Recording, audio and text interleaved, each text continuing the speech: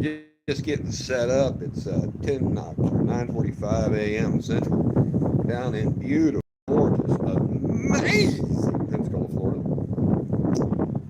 Down here trying to catch something. Tried to catch a pinfish this morning, and that has not worked out for me yet. That's okay. Should have some still in the bucket from last night. I hope so anyway. And the even more exciting part for me, hopefully for you guys, what? Let me make sure I have good.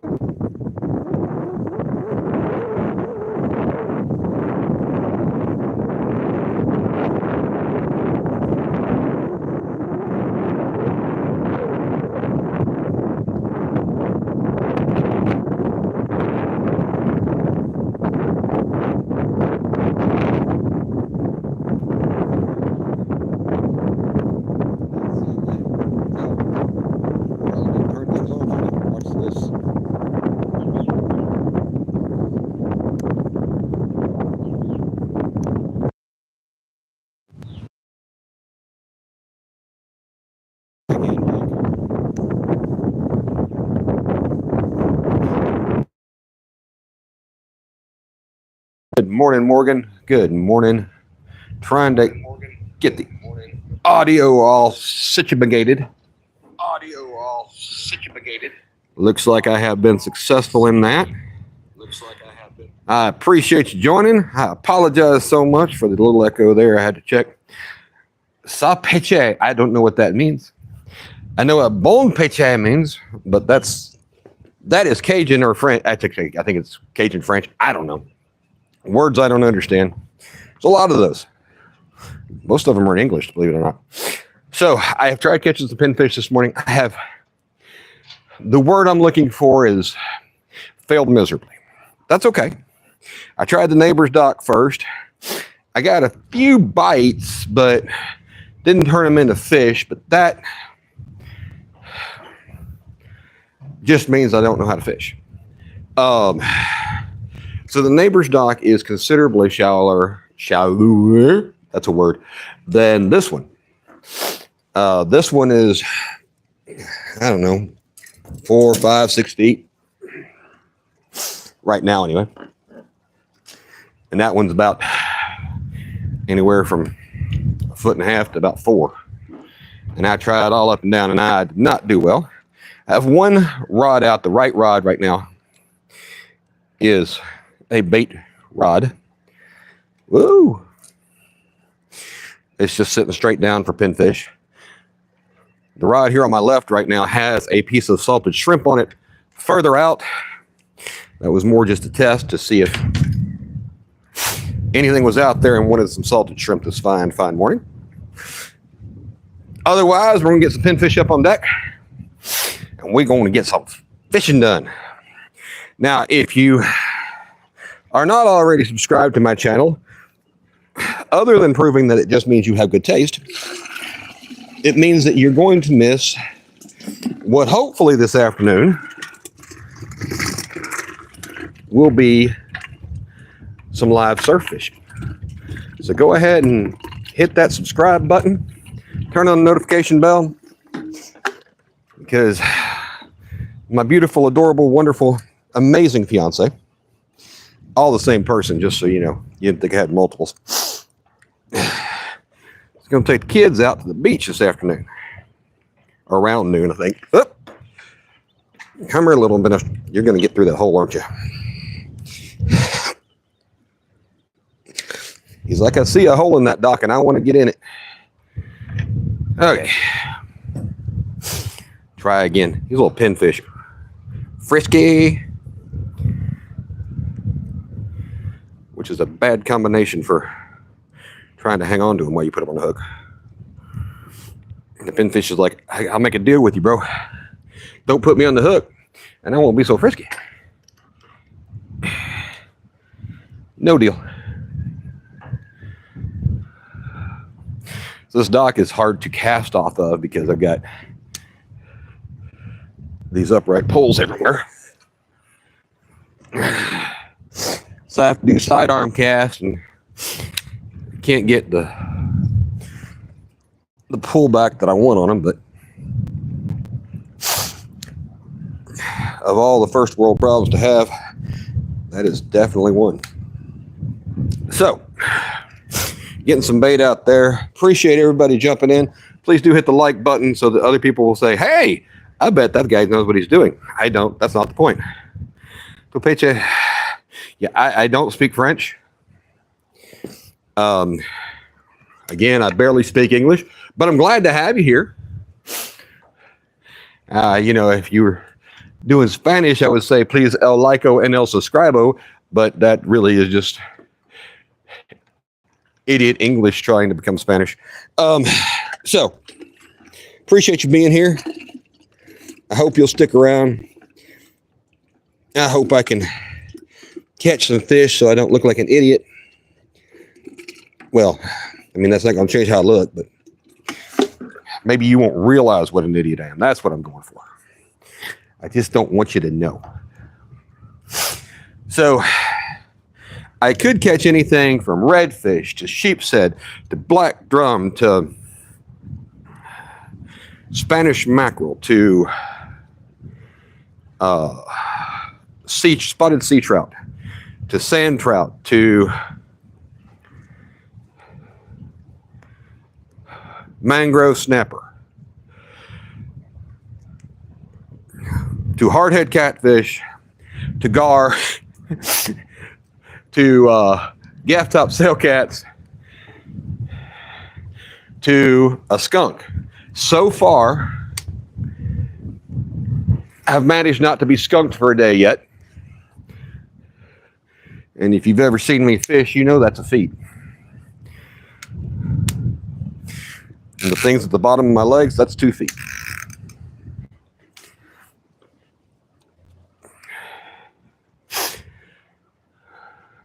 Well, I still got 11 of you nice folks in here. I appreciate each and every one of you. Now I have 14. Thank you guys for joining. Just getting the rods in the water. This one on the right is a bait rod. That has been about as unproductive as it can be. I went to the dock next door already, which is a shallower dock. And I had some luck over there getting bait, but did not today. That's okay. I still got some bait from last night. And we are getting that out. I've got one piece. Let's see, what do I have in here left in here? I have a pinfish and a croaker. So I've got one piece of salted shrimp out there. And that was just more of a test than anything. See if there was anything out there that was big enough to gulp down a 5/0 hook with salted shrimp on it. Not had any takers.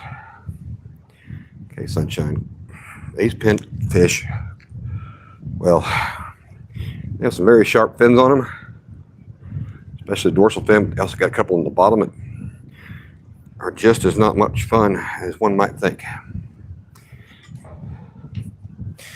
I did catch a crab on Monday night, and I caught a little crab yesterday, but when I went to get him out of the trap, he fell through one of the escape holes that are required by law so that, small critters can get out. And so, there you go. So we did that. Seemed like a fun trip.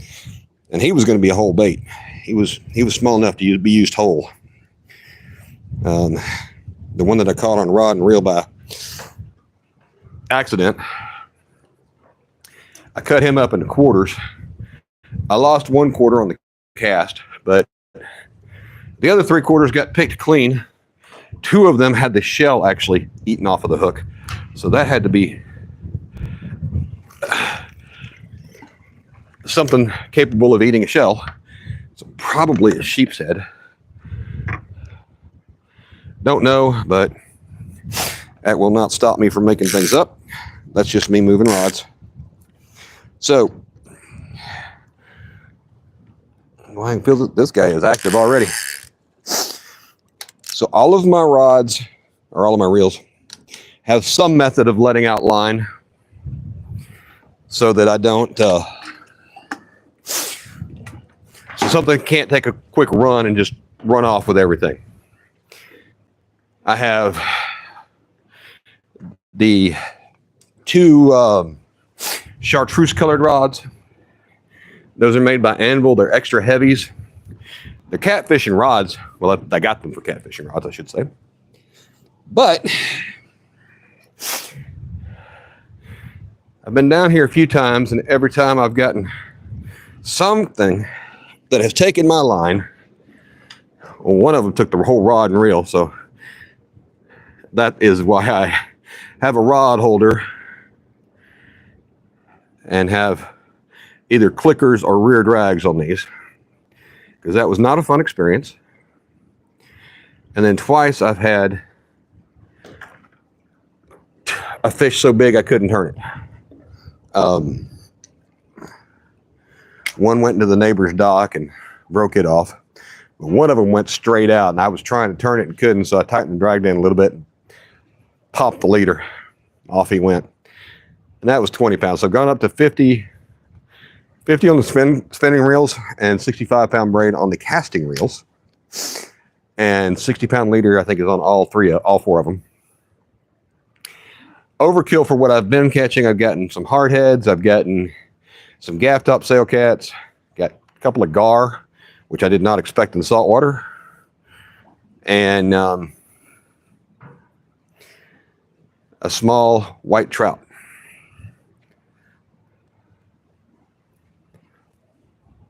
Hey, from Texas. Yeah, buddy, how you doing? Please do like, subscribe, folks. This afternoon, I intend... We're supposed to be going to the beach, and if we're going to go to the beach on the Gulf, her youngest thinks he wants to go swimming. He's not stepped foot in this water yet. It's the air temperature's around, the high is going to be like 74 today. But the water temperature's got to be still in the 60s. So he may think better of it pretty fast, but I'm going to take my surf fishing gear down there, and we're going to go surf fishing.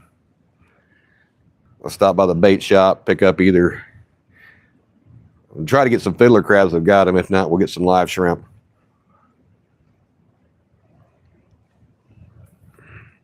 And of course, I'll take my salted shrimp with me.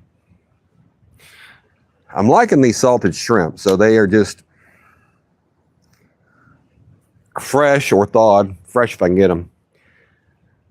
Shrimp. You dry them off paper towels, much you can. You put them in a container. And you pour in a jar. About a jar per pound is what I've been using. Those round cylindrical things like salt comes in, of non-iodized salt. You cover them up. You make sure they're covered really good. And if you can keep the container uncovered, that's even better. So what happens is the salt draws out the moisture from the shrimp, preserves them, toughens them up, but of course the salt then gets wet, so you need that salt to dry out too. So your shrimp are not going to stink like rotted shrimp. You don't even have to put it in the refrigerator at all, right? It takes care of them that fast. The salt creates an environment that is not conducive to bacteria. It's like the Indians and people before we had refrigeration and ice houses and stuff. That's how they cured their meats. So they could preserve them.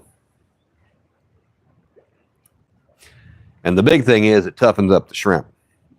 So they're not such sissies. Well, fish can't get them off the hook just that easily. I am trying to keep up with chat. Just subscribe. So, yeah, buddy, how often do I go live? So this week I'm in Pensacola on spring break. So I'm going live. I've been live every day since Sunday, Monday, Tuesday, Wednesday. Today's Wednesday, I think. I'll be live tomorrow. We're supposed to be going home on Friday. I don't know what time on Friday. I may try to get a morning session in. I did not know. And my home base is out near Memphis, Tennessee. And there I fish for bluegill, crappie, bass are a byproduct usually. Blue cats, channel cats. And also, if you check out my playlist, I've been doing some knot tying tutorials, which are not the best on the internet. I guarantee you that. I have big hands, and anyway. But I have some knot strength videos that are in their own playlist, and I have tested a bunch of different knots with different lines, and it's the heavier lines.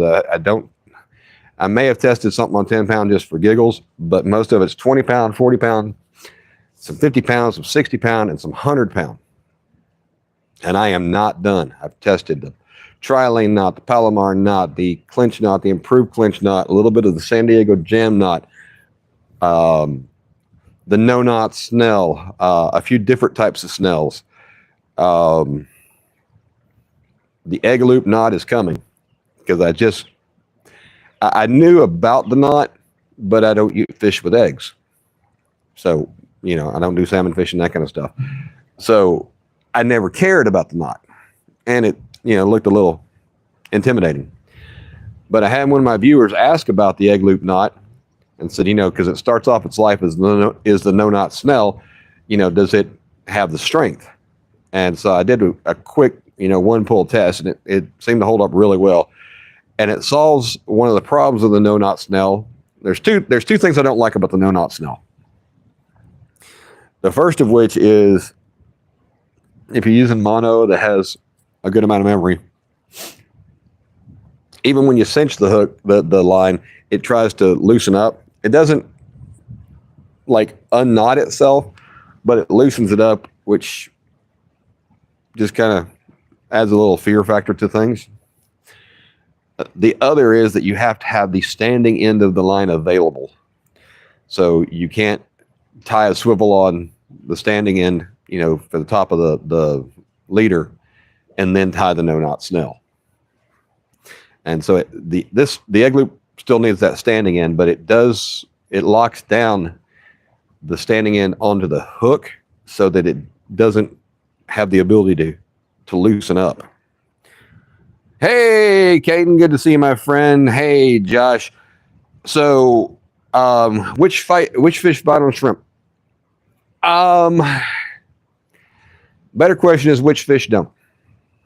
So the problem with using shrimp is pinfish, which is what I'm using as bait on 3 of the rods, because the pinfish will peck the snot out of everything. But shrimp, they can eat those things off a hook real quick. And so I'm using a sabiki rig with little pieces of salted shrimp. This is the big sabiki rig. The little one has size 10 hooks on it. These are size 3 probably. And I just put little bitty tiny pieces to tip the sabiki rig with those. And they can peck shrimp off, even the salted shrimp, real fast. But the bait rig is for trying to catch either croaker, or I've caught some white trout off of them, but mostly pinfish for bait. Your redfish eat shrimp, the black drum eat shrimp. Sheepshead probably will. They tend to prefer crabs, from what I understand. Gar, your hardheads and your gaff topsail cats. Said red drum, black drum, whiting, pompano. Pompano is what I'm hoping to catch this afternoon when we go on the surf. So I'm in the intracoastal waterway, and for those who are not saltwater people and don't know what that means, because I did not. So straight ahead, you see all the buildings kind of center left. That is a barrier island. And just on the other side of that is the Gulf proper. And that barrier island is probably a quarter mile wide at best. So the islands ahead and to the right there, the closer one, that is actually Alabama. I'm that close. The Alabama-Florida line is somewhere in the middle of the channel there. And it goes up into Pensacola Bay. Again, about half of Pensacola Bay, or not Pensacola, Perdido Bay is Alabama. The other half, this side is Florida. And then the line comes around this island here and then back behind the island and then goes under a bridge that crosses from this island to the Mobile side of things, or Orange Beach or whatever. I don't know exactly what's on the other side of that, but anyway. So this is saltwater. So at the top of these bays, so I've got Perdido Bay here. There's Pensacola Bay over there. There's Escambia Bay, I think, further down. So fresh water flows in to the top of the bays. The bays are anywhere from brackish at the top to full salt water down towards the bottom. And this should be full salt water, but that's where the gar are coming from, is those rivers. I'm just surprised that they like the salt water at all. Check out my channel. I have a short, I think I have 2 shorts now, of dolphins. Yesterday I had them kind of out in front of me for a little bit, for a minute or so. But Monday I had some come up literally right behind the dock. They were probably 5 feet away. One of them, I caught a good shot of him. He surfaced and kind of turned on his side. Seemed to know I was there, going, hey. So anyway, try hot dogs. That's funny, concerned citizen. I'm not putting hot dogs in the Gulf. I don't want to damage the water. But I've been using pinfish, salted shrimp. I tried blue crab yesterday because I caught one. And this afternoon, like I say, we're supposed to be going out on the beach to do some surf fishing. Well, they're going to do some playing. I'm going to do some surf fishing. So I'm going to take my salted shrimp, either get some fresh shrimp or some, those little things, the little crabs, the fiddler crabs, and use those for bait. And I went to fish the neighbor's dock. I was trying to catch some pinfish this morning and was unsuccessful. Luckily, I have some still from last night. But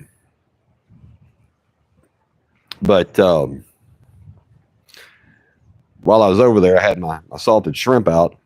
I had the lid off over here, thinking that, trying to get the salt to dry out some.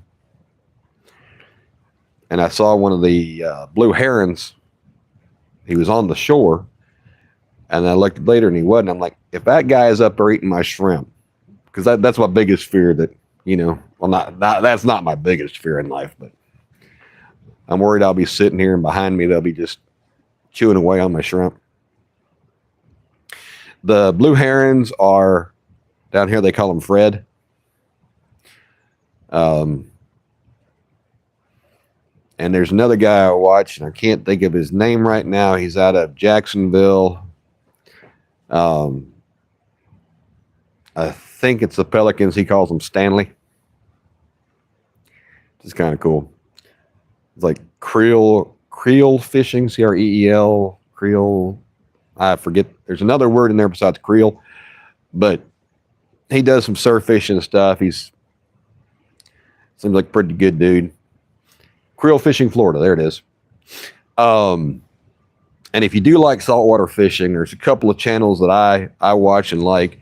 Of course, everybody knows about Bama Beach Bum, but he seems like a very personable guy and everything, but I don't really learn a lot, I don't think, from his channel. He catches some good fish. I like there's a local guy, Justin Reed Fishing, Justin, and then REED Fishing. He fishes surf down here. He just seems like your average Joe kind of guy. Every now and then he'll have his wife and kids out there. And then down south, there's Rad Reeling, RAD Reeling Fishing. JC, he fishes for sheepshead. He does kayak fishing sometimes. Snapper. He fishes for whatever he can find, right? Oh, mangrove snapper is another thing that'll eat shrimp. And he does YouTube full time. He used to do, I think, cabinet work. It's kind of funny because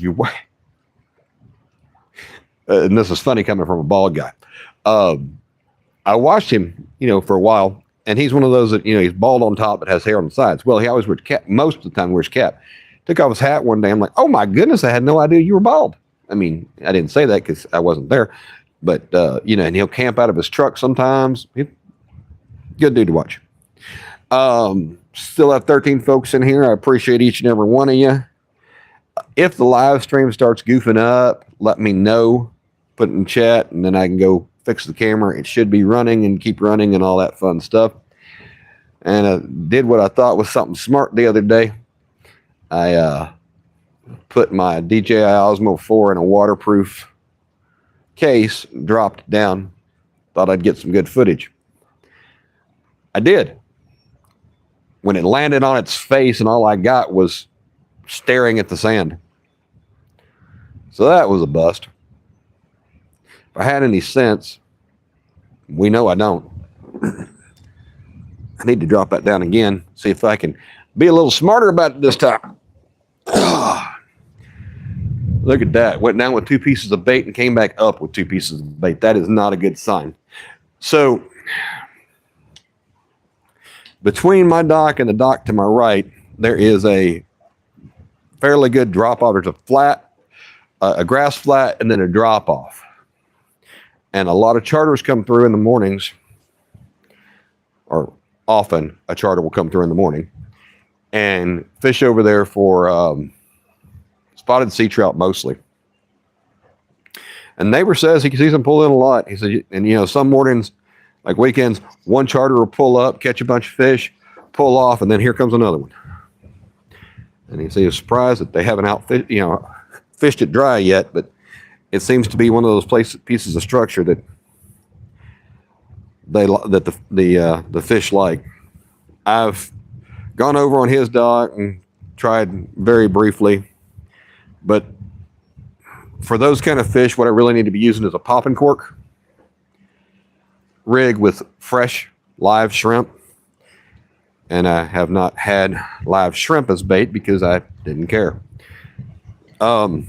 Plus, he said I can fish from his dock, but I did not ask him about live streaming, and I don't want to live stream from somebody else's dock without their permission. I just didn't think to ask.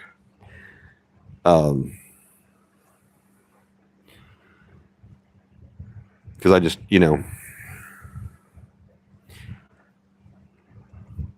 I know a lot of people, actually Ashley's oldest son, got very upset that I was going to post a video where he was talking, even though I said, hey, I'm recording this, but he did not know it. And before I posted, he threw a bit of a fit. And I'm like, okay, yeah, I can take the audio out, no big deal. But on the way here, I was trying to capture part of the storm. And so we're driving, the camera's facing forward.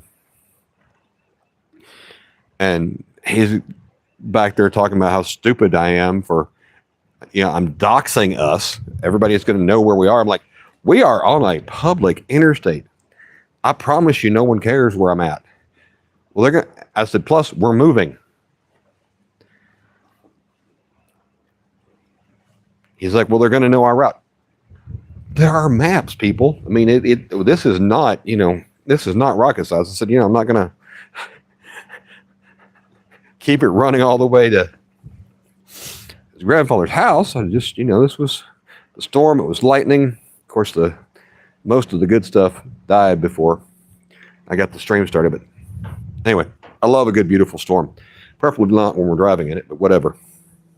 Hey, Germany. How you doing, big dog? Good to see you, my friend. Good to see you. Concerned citizen, I'm in saltwater, my friend. I am in saltwater. I am not trying to catch channel cats. I'm not trying to catch any catfish. I've been successful, unfortunately. Well, I say unfortunately. I'd rather catch a hard head than nothing. But I've caught several hard heads, a few gaff top sail cats.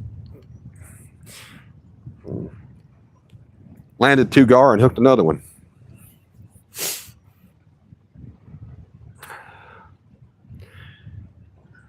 And while gar was certainly not on my list of fish I wanted to catch, I was glad to catch him because, so I go over my rigs. By the way, I am sponsored by no one. I don't care if you buy anything, what you buy, and I'm not telling you what to buy. So we're going to start right off with that. Paid my money for every bit of this. Everything I have, I paid my own money for. So get that out of the way. If I talk about something, it's because I like it or I hate it. If I hate it, you'll know. So, These two rods are anvil rods. They're extra heavy. I bought them for catfishing. I got them on clearance for $50 a pop. If you go to Anvil Rod, Google Anvil Rods. I think it's anvilrods.com, but don't quote me on that. They may still have some left. They're only going to have the extra heavy, I believe. They were like $50 a pop. I think 25 or 30 for shipping, so I bought 4 of them. But I only have 2 of these PC Fun Alios 400 reels. They're a low profile bait caster in a larger size than something like a Shimano Corrado. It's hard to find a bait caster this big in a low profile. They have a 300 and a 400. These are the 400s.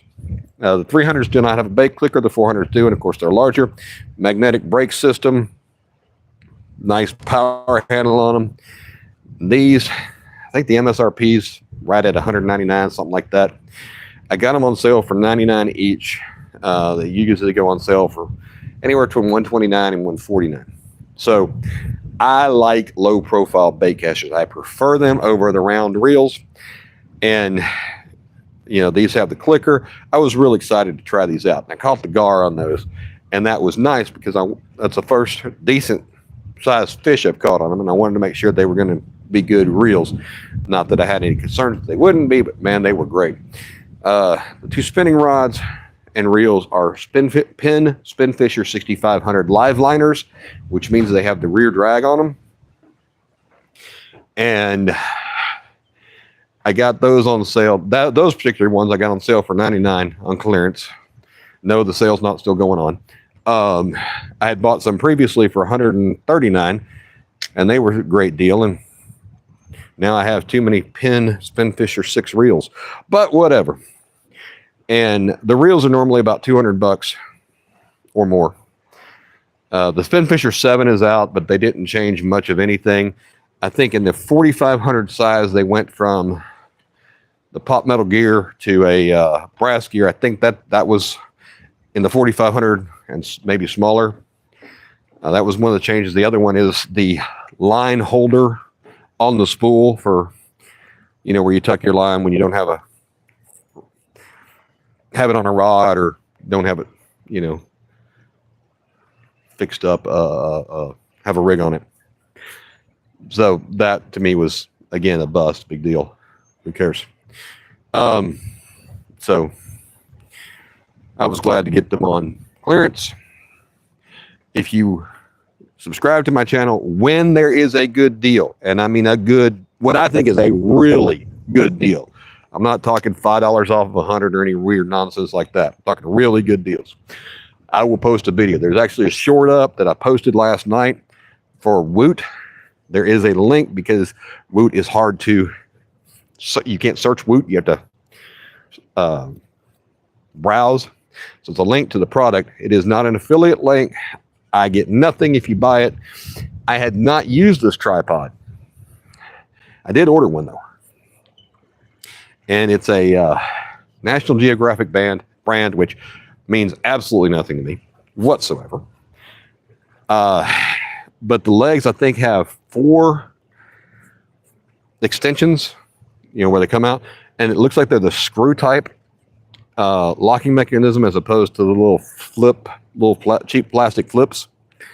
It holds, I think, 6 kilograms. It's like 13 pounds or so. It's kilograms, 2.2 pounds. So y'all do the math. I'm not going to. But, you know, just a little over 13 pounds. It weighs about 4.5. I think it said 2 kilograms. So it's not a lightweight, but it's $20. It has a fluid head on it, and the fluid head allows the tilt and panning function. It has a little arm that sticks out, so you can, you know, pan left and right easily, and you can tilt also. I like the fluid head. A fluid head is more of a video type tripod, whereas a ball head is more of a camera mount tripod. The ball head gives you more adjustment in multiple different ways, whereas the fluid head you have 2 different adjustment axi or whatever. But the fluid head is easier to work, in my opinion, as you're filming. I've tried using the ball head. You loosen it up and it can go any which way it wants, and you know you're trying anyway. I'll leave that for you as it is. But, you know, when an Amazon Basics tripod, which I do not recommend the Amazon Basics, it is a extremely lightweight tripod. Extremely light duty tripod. They're like, I don't know, 12, 15 bucks. I bought one. I didn't like it. Went to return. They're like, you can keep it. Throw it away. Donate it. Whatever makes you happy. We don't want it back. Just because it was so cheap. So inexpensive, I guess. And the shipping it back to them and then reselling it, shipping it again, didn't make financial sense, I don't think. So I have a free one of those that I don't use. And then the normal tripod I had been using was like I want to say Sun Joe, but that's probably not the right. It was some cheap brand. It was, you know, like 25 bucks at Walmart several years ago. And it had a fluid head. That's why I know I like the fluid head better. I stripped out the gears on the center shaft raising and lowering mechanism. If you do get a tripod, I strongly suggest one that has a hook on the centerpiece on the bottom of it so that you can add weight. Like my tripod is tied down to the dock so it can't blow over. The one I'm using now is a Manfredo, which is supposed to be a pretty good brand. And I got it on sale, but it has a ball head, which is how I know I don't like the ball head as much. But it's a substantial tripod. It also is not light. It's, you know, 4 or 5 pounds. Substantially heavier than that Sun whatever I got from Walmart, which is still substantially heavier than the really light one I got from Amazon, the Amazon Basics. So anyway, there's some information on tripods. I will also give a shout out, not a shout out, I will talk about the mics I'm using, which is a DJ Mic Mini. Now, I'm fortunate enough in life that I don't live paycheck to paycheck. Can't miss too many of them, but I'm not, you know, waiting on the next paycheck to come in so that I can buy groceries for the week. So, you know, I have a little extra spending money sometimes. So the DJI Mic Mini is 169 bucks in the incarnation I have. And I've got a video of that as well, product review. I do product reviews. I've got several of those on my site as well, or on my channel. It comes in this little case. There's also a little padded bag that it comes with. And I've tried out at least 5 other different mic sets. And you can get the cheap ones at 20 bucks that will do a job. They're not great. They're not terrible. I tried out, there's one from Ulanzi, which makes some decent but inexpensive tripod equipment and stuff like that. I guess I should let you look at the rods. They're very pretty. They're standing there just like they always have. And it came in a case like this, sort of like this. It's a charging case. The problem is both of the microphones are round, disc shaped. And if you want to put the wind muff on them, it goes around the entire thing, covering the buttons, covering the lights. So that made it not so useful. You also couldn't adjust the volume, and it was a little loud, like I would clip in my videos. So what I like about this is, so you have 2 transmitters, which are the microphones. You have a receiver that's USB-C. If you have Apple products, you need to buy the adapter for the Apple interface. I think it's $19, but it does not come with the kit, although there is a spot in here to put it if you do buy it. What I like about this, so not only it's a charging case, I like that. USB-C. You cannot charge the microphones separately, so they don't have a USB input on them at all. They charge in the case. Simple, has a power button and a pairing button. You can use them in Bluetooth with the DJI Osmo Action 3. On the 4 and the 5, I don't know if it works with the 3 or not. But while it will pair with both of my phones, I can't get audio through Bluetooth, through either the recording software or YouTube or anything. So that kind of shoots that. Plus, you get with the Bluetooth, you get the 30-meter range. Using the receiver transmitter combination, it's like 400 yards, meters, I don't know. Anyway, well over 3 football fields. I remember that for a fact. And of course, that's, clear paths, no obstructions, all that kind of whatever. I've gone to the neighbor's dock, which is probably 50 yards away or so, and nobody has said anything about me losing audio. Super lightweight. They're like 10 grams a piece. Don't quote me on that. You can look it up, but I think it's something like that. I have recorded videos at my house. A few hours later, when I go to bed and take my shirt off, I'm like, what's that? Oh, my mic is still attached. They're that light. They're that unobtrusive.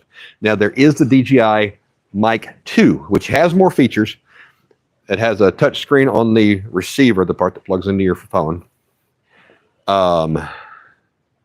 It has a button on there you can actually record to the microphone itself. This does not allow that. So you can get the single mic, just the one Bluetooth, with a little charger, little socket charger thing, for like $69. This kit is $169. So I get the two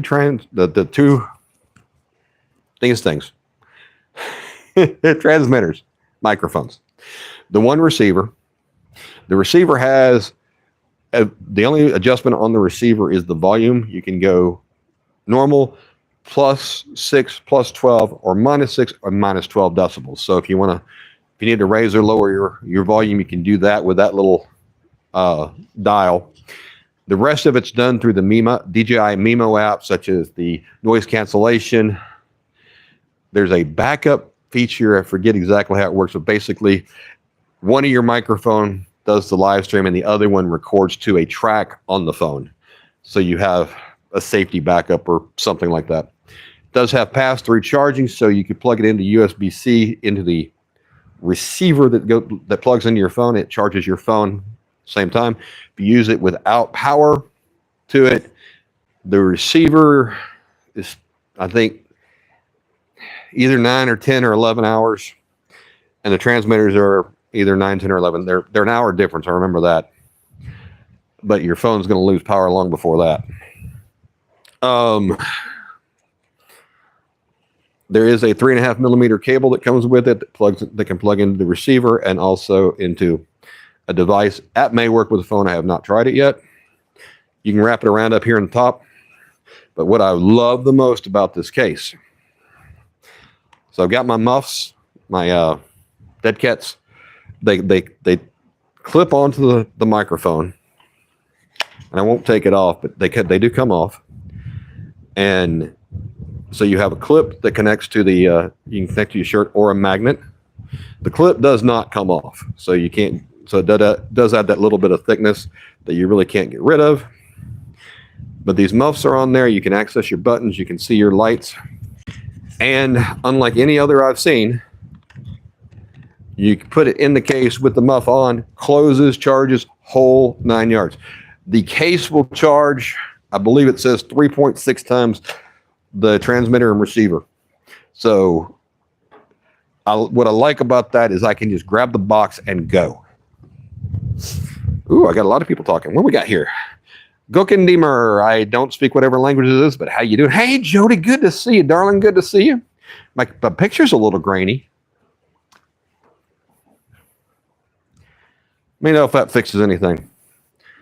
I can't imagine that it's trying to use Wi-Fi out here because he has horrible Wi-Fi. No.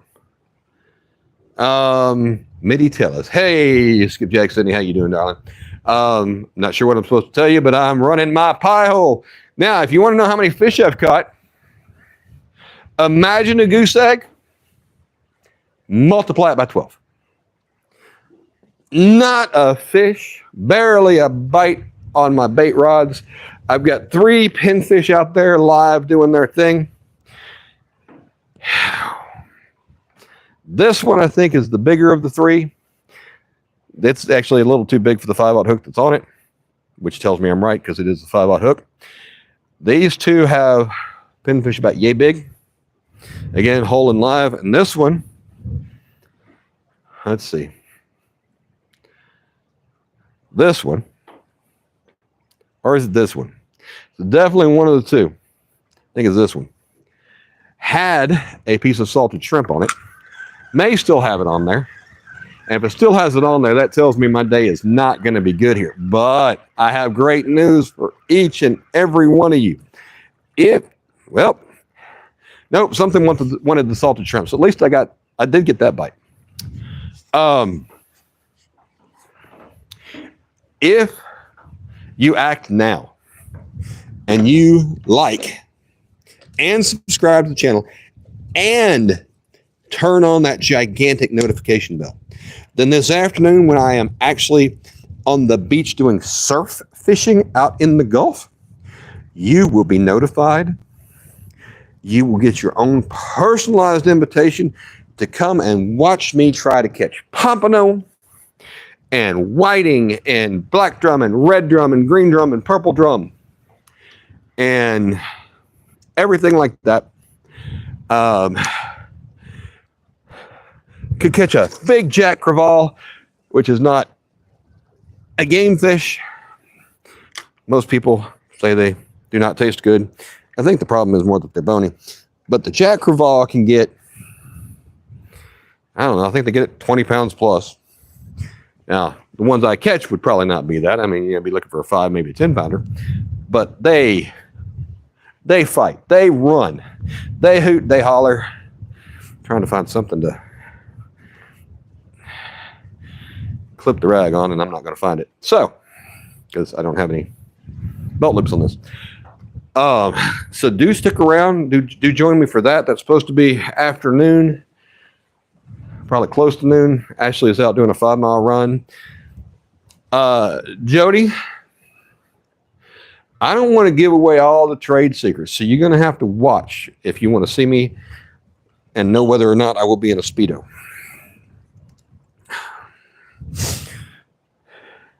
Her youngest wants to go to the beach. He thinks he wants to frolic in the water.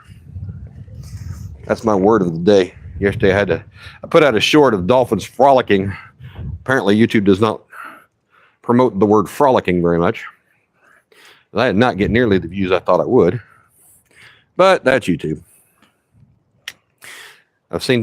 Saw 2 dolphins yesterday. I saw 2 or 3 the day before. So I got a couple of shorts of the dolphins. I caught 2 freaking gar out here. Hooked the third last night and didn't bring him in. He decided he didn't want to come visit after all. And I'm not sure if they were long nose or spotted. I still have not looked up what the difference is. They did have spots on them, but I don't know if the long nose have spots on them too. So definitely wasn't a short nose. Definitely wasn't an alligator. Caught some gaff top sail cats. I did catch 1 blue cat on rod and reel. Caught another one in the net, the trap yesterday. Got the tongs so I could get him out, and when I flipped the trap so I could get him out, they have escape holes on them that are required, about 2-inch diameter or whatever. Out it went. It was a little crab. He was going to be a whole live bait.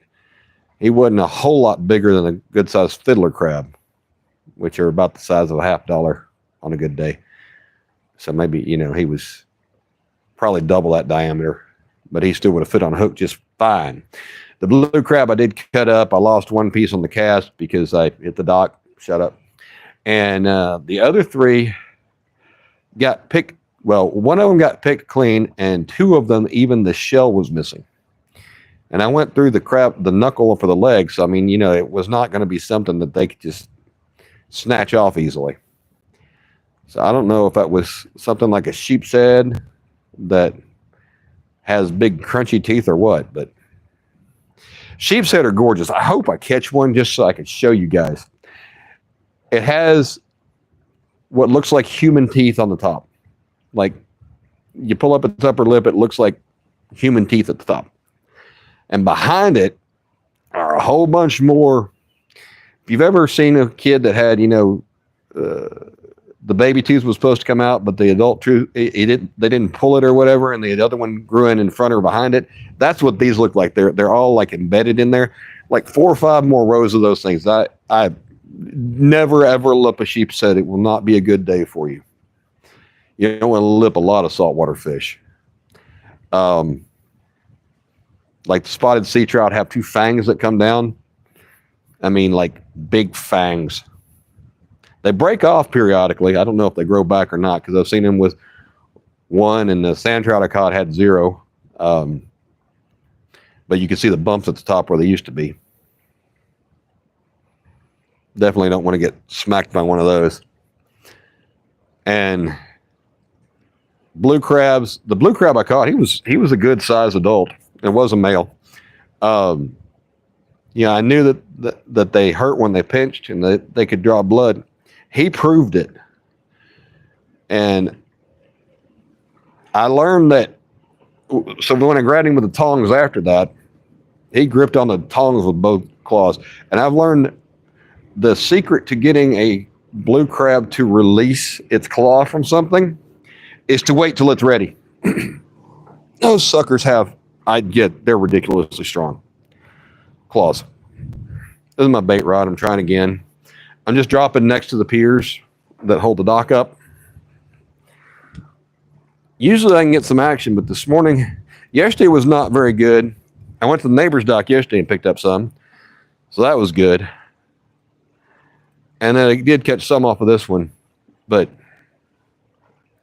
today they weren't even on the neighbor's dock much. Which could mean that, a school of good fish came through that wanted to eat them and disperse them. The water is pretty clear this morning, so it's hard to sneak up on things.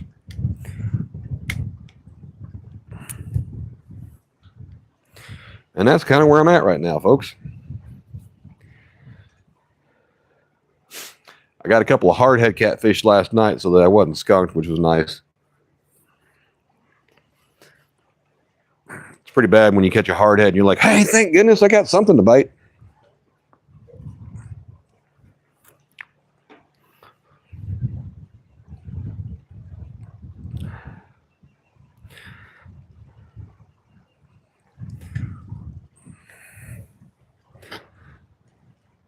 Kind of like, you're out trying to get big fish and all the little ones want to bite. You're like, man, I wish these little ones would quit biting. And then the next day you're like, man, I wish there were some little fish biting today.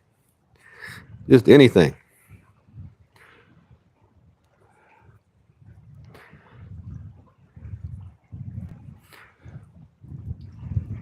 I appreciate all you guys watching. I appreciate the support. I'm up in the mid 2,400 watch hours now. I started off, I'd finally broken 23 at the beginning of the week, or the end of last week. I was hoping to get to 3,000 by the end of this week. I don't think that's going to happen, but I do appreciate the support, folks. Last year in July, we were down here, and that was, you look on the 365-day chart of watch hours, that was a big spike. So I'm going to lose that in July. So I'm hoping to get my 3,000 and even my 4,000 before that. And be able to keep that going. I have picked up several subscribers this week. I do appreciate you guys. Jody and Cindy, if you didn't hear earlier, I put out a short yesterday about a deal on a tripod. $20 tripod. I've not used it. It's a fairly heavy tripod. It's aluminum. It's like, I think, 4 or 5 pounds. But it'll hold 6 kilograms, so 12 or 13 pounds, well, 13 plus pounds. And has the tie down on the bottom. It's a aluminum extendable. I've got one on order. But I mean, $20 for a tripod is a pretty good deal either way. And I'm hoping, I found the same tripod on Amazon. So this is on Woot, but on Amazon they had it for $104, which is probably an inflated price over normal. But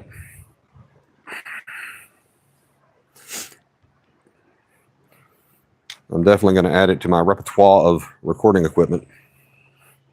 And of course, Woot does actually have a return policy. If you don't like something, you can send it back. I think it's 15 days, maybe 30. And the sale is for the next 2 days or until it sells out. And there is a link in that short.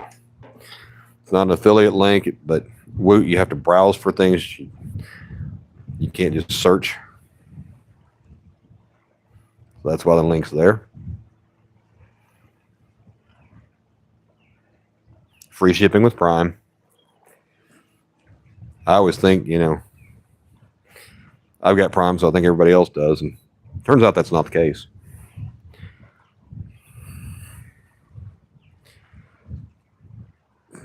But I hate having minimum orders before you can get free shipping. So,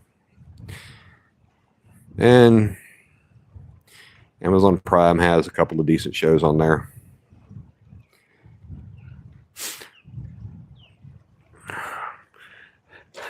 I inadvertently found out that I had Amazon Prime Music and had it for like 10 months and been paying for it. Because, one of those times when I asked Alexa to play something, and she said, "Do you want to try it?" I think my answer was hell no, which she took as a yes and signed me up. So that was like, $11 a month. The only way I knew was they sent me a notification that the price was going up. Like, I'm not subscribed to that nonsense. Oh, yes, I was. I contacted them. They said, well, normally, we can only refund the current month. I said, I never signed up for this. Y'all can refund the money or it's going to get ugly. They refunded the money. But, that, a lot of it's my fault for not paying attention to my credit card bills to see it in there.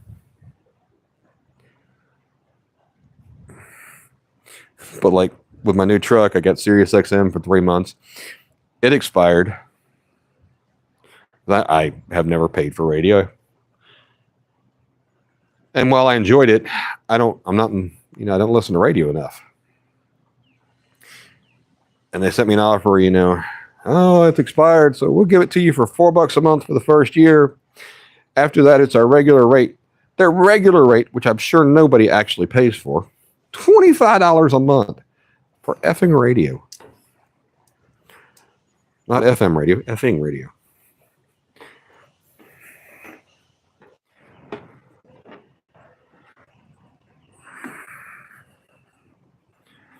But it is nice when you travel, because then you don't have to dig through, try to find terrestrial stations with music you like. Actually hates country music. So if she ever makes me mad, I just turn that on. I know it sounds like a match made in heaven, doesn't it?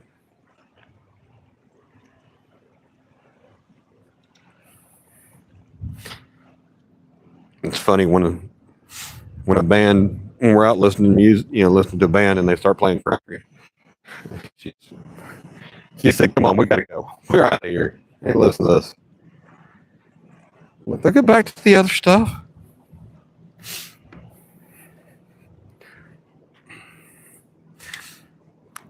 And on the trip down here, we've heard Luke Combs' version of Fast Car by Tracy Chapman a few times.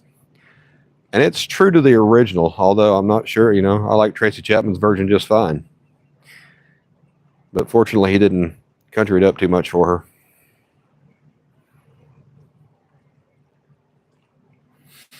And I made the comment, I was like, one thing I like about that song is it doesn't sound like every other song. It's got different tempo, different, lyrics, and tells a story and all that. And her oldest in the backseat going, yeah, it does. Sounds like every other song. I'm like, no, it really doesn't.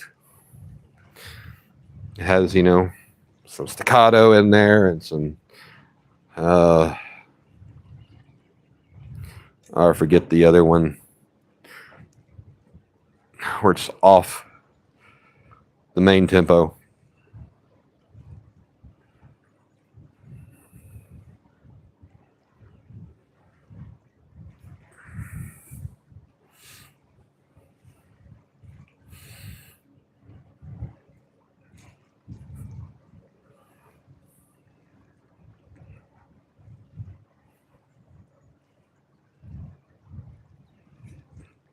Did I get him? I got one. I got a pinfish. I got a pinfish. It took me way too long, but I got a pinfish. It's a pinfish season. I got the pinfish rocking. Don't worry, folks. Those lyrics are not copyrighted. If you want to make a hit song out of them, go for it. Worth every penny you've paid to listen to it. Although, if you've got YouTube Premium or whatever, and you had to listen to me sing, I would ask them for a refund. I'm trying to get one of these old D hookers that supposed to be real simple. You just, you flip it and they come. Oh, he did come right off. People that know how to use them do a much better job with them, though. So I'm glad to have him because I was down to one last piece of bait, which is a croaker that's really too big to be used as a single piece of bait. And cut bait seems to favor the catfish here.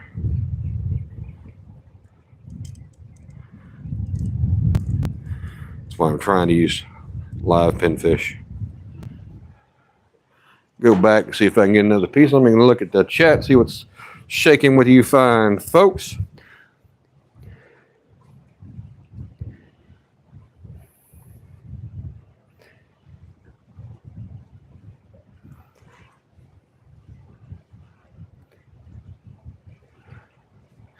Baby tooth that had a grown tooth that were both pulled. Wasn't enough room. Yeah, I've heard of that too. Does that mean you're mean? Does that mean you're inbred? I don't think so. Although, depending on how far up in the mountains you get. I saw the notification, but haven't watched it. Shame on you. Hey, Nikki, good to see you. Good to see you. Well, Nikki, I mean, you failed on calling the right fish, but you did call in a pinfish, so thank you very much for that. The weather is beautiful. I am down here in Pensacola on the Intracoastal Waterway. The high day is supposed to be low 70s. Tomorrow it's supposed to be in the mid 60s. I say high 70s, low 70s. So low 60s tomorrow.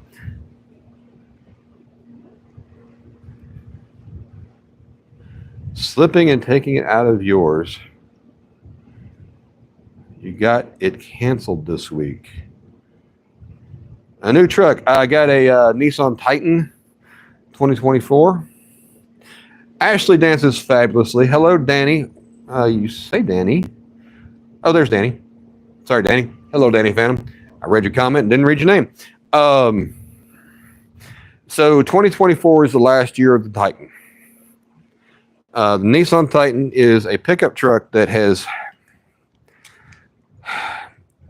People loved the idea of it when it first came out because it had a higher towing capacity than any of the other quarter or half-ton pickups. That was like, 2003-ish. A lot of people that towed boats were like, oh, this is great. And it'll push the others to get up there. And the other, the other truck companies, can now tow up that range too. But it's the last naturally aspirated V8, meaning no turbochargers, no selective cylinder shutoff like the Chevys have, no active fuel management garbage for EPA regulations and stuff. And the Armada used to have that same 5.8 liter V8, I think up till last year as well. They changed it to a turbo 6-cylinder. So the Titan just never sold well. It's a very good truck from everything I can find out. It's got the 5-year, 100,000 mile bumper-to-bumper warranty, which is a big selling point for me. The resale value is definitely going to be questionable with it being discontinued. Of course, I said that to the dealer. The dealer's like, well, we're actually thinking that, the resale market will be great on these because, they're not made anymore. I'm like, it's not usually how it works, but you're also trying to sell it. So what do I care? But I had my last car for 10 years. And the only reason I got rid of it was to get a pickup truck. and I've been trying to been wanting to get a pickup truck. Trying is not really the right word. Wanting to get a pickup truck for the last several years. I almost got one in April of 21. They were running a $4,000 rebate, and dealers were offering about $6,000 off, so you got $10,000 off total. And found out I was losing my job at the end of April. My position was being eliminated. And talked it over with my girlfriend at the time. I said, I'm afraid the deal won't be there next month. She's like, it's there this month, it'll be there next month. I'm like, well, not necessarily.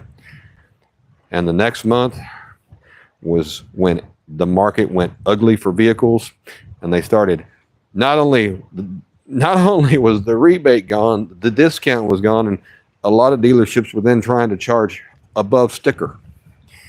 And there was a lot of success from these dealerships. They such a shortage on getting vehicles because of the chip shortage and everything.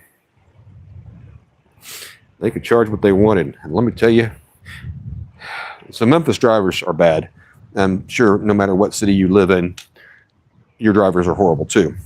But a lot of them in Memphis don't have insurance. That's not important either. But I was definitely trying my best to drive super defensively, because while I wanted a truck,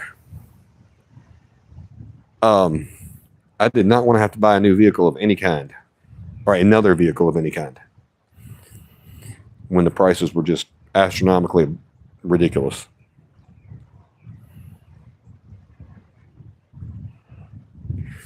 And one thing I really liked about the Titan, which most people would hate, is you have no choice in the powertrain. It is this engine and this transmission, and that's the end of it.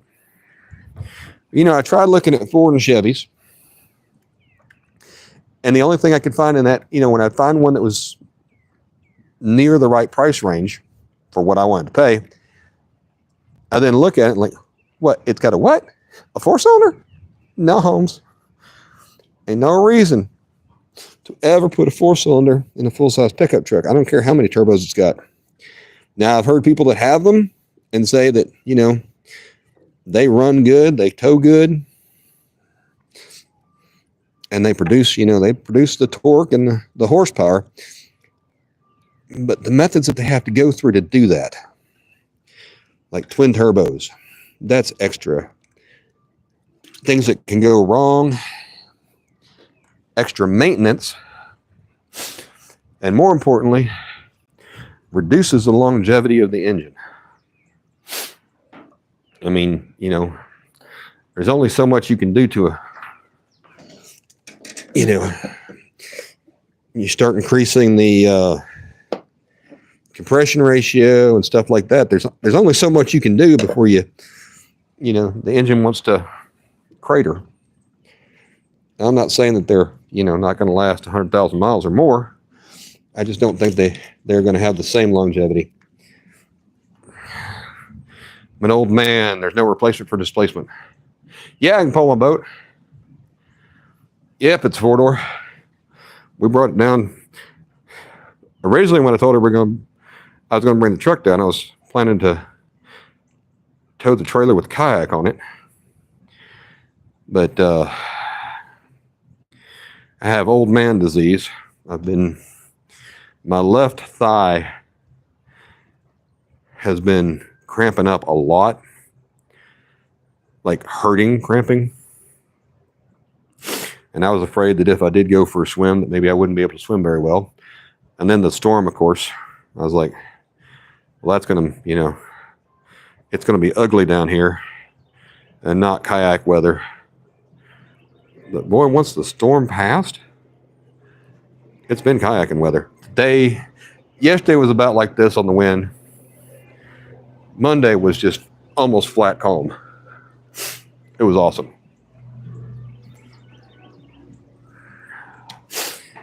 I hope y'all can't hear that music.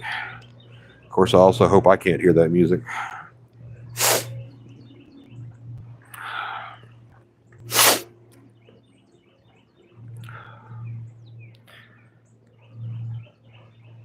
Still back here bait fishing, in case anybody was wondering what I'm doing.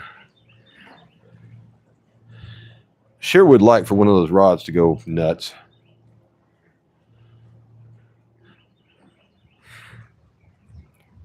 So I talked about the PC Fun Alios reels earlier. PC Fun also makes the Chaos XS. It's about a $50 round bait caster. I like them pretty good, but I really do prefer a low profile bait caster. That's what I learned how to cast on back when I was in my bass days. And those Alioses have a nice clicker on them. And I'm telling you, there is nothing like hearing the drag go zzz, or the clicker. Sounds much better than the spinning reels drag. Gets that heart thumping.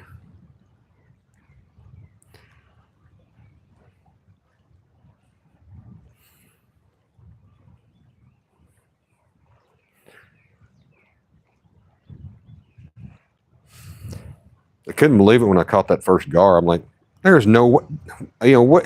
It's got a big snout on it like a gar. Have I got some kind of weird sawfish or what? Because I was dumbfounded that I had a gar. Of course, I'm usually dumb and found, but that's a whole different issue.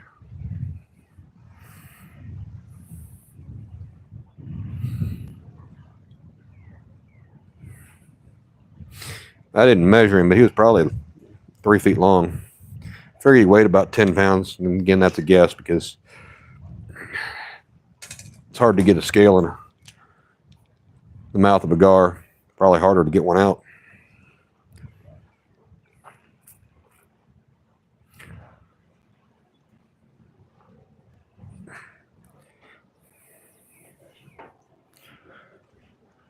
Y'all probably didn't know I'm a comedian.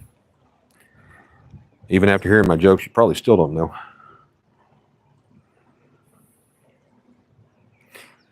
I'm getting a couple little taps back here, which is better than the nothingness I was getting earlier.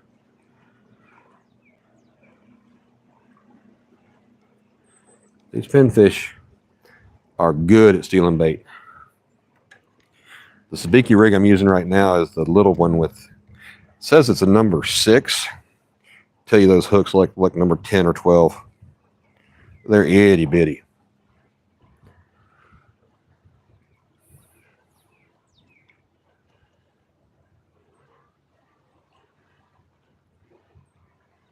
And there's a lot of tiny fry over here. I also saw them on the neighbor's dock. They're about a ½ inch long. I don't know what they are. And I'm surprised at how little they get blown around. Because even the big fish, when these waves come through, get tossed around a lot.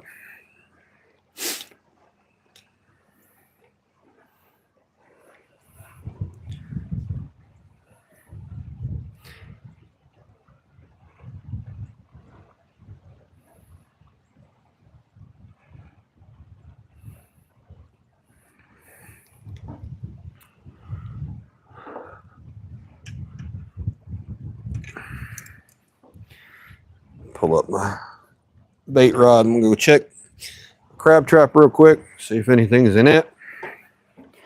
And then if I remember, I will put my DJI Osmo in the water. Try to get some underwater shots. I put it down for a little over an hour the other day and ooh, hang on.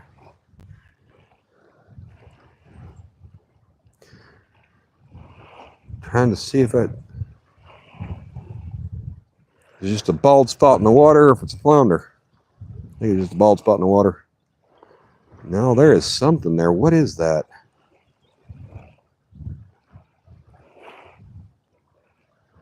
At least I think it's something. Let me go get that bait rod and throw it at it. So there's a lot of grass down here. And of course, there are some bald spots. And with the water moving over it, and me not wearing sunglasses that are polarized, or sunglasses at all. Where are my sunglasses? I know I wear them at night, but I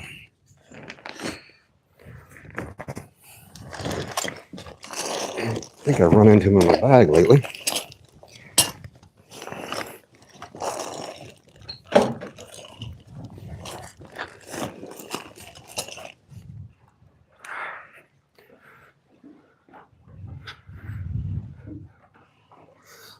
Oh, there they are. Put my glasses right there. I'll be right back with you guys here in a minute or two, 12 or whatever. So maybe this will help make it easier to see down there.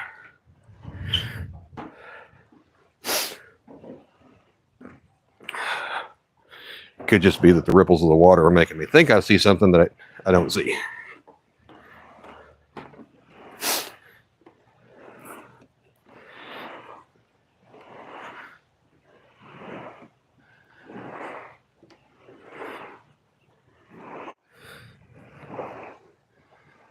That didn't really help, actually. But dropping my sabiki rig like right in front of it.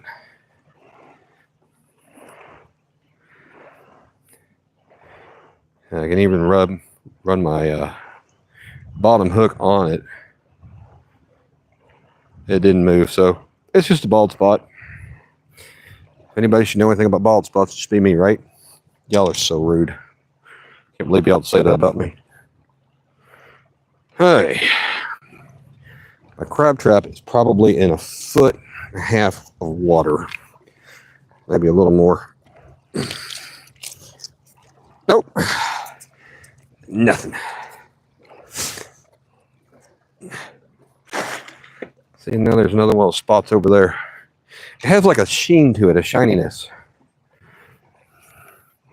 Or it's such a sissy, I just walk out there and touch it. I don't want cold. I don't want cold, mama.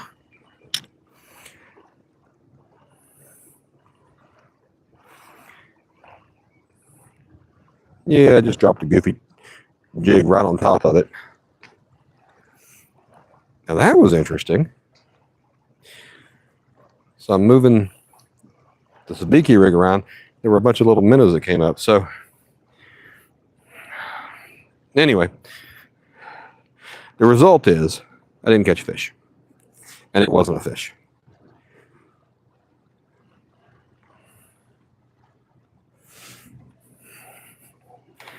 Last year I caught a glass-nosed skate.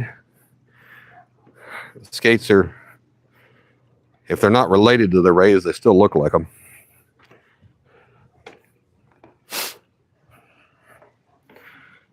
That was fun to catch, especially when I realized it wasn't a stingray and what couldn't hurt me.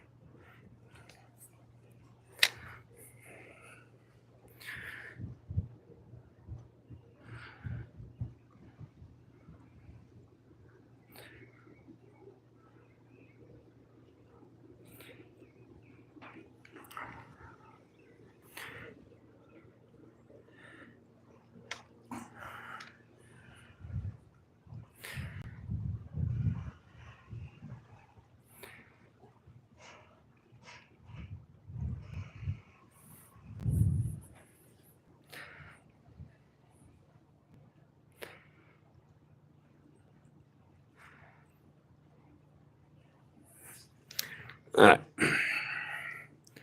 Enough of that nonsense, Mike.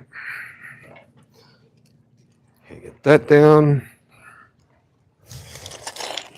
Dig around in the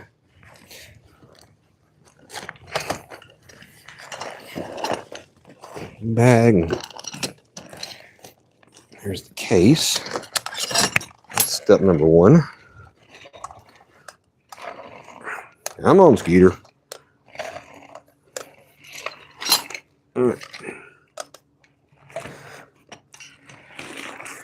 I would encourage anyone that wants to drop any of their action cameras in the water to always use the waterproof, get a waterproof case and use it. Even though in theory it's waterproof. Yeah, right. No good bites yet.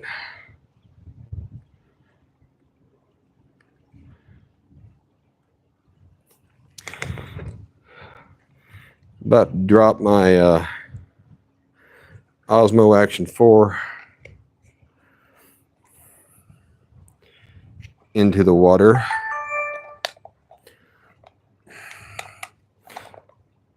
See if I can get something useful. Dropped it in the other day.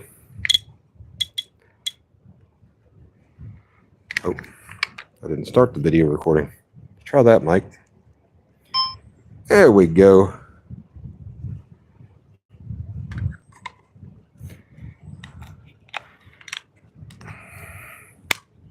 So I have ruined a GoPro Hero 9. When I rolled that kayak over, I was wearing it. And while it's supposed to be good to, I don't know, 16 feet or something of water, the pressure of entering the water as fast as it did appears to have compromised the integrity of the case, and it got water intrusion.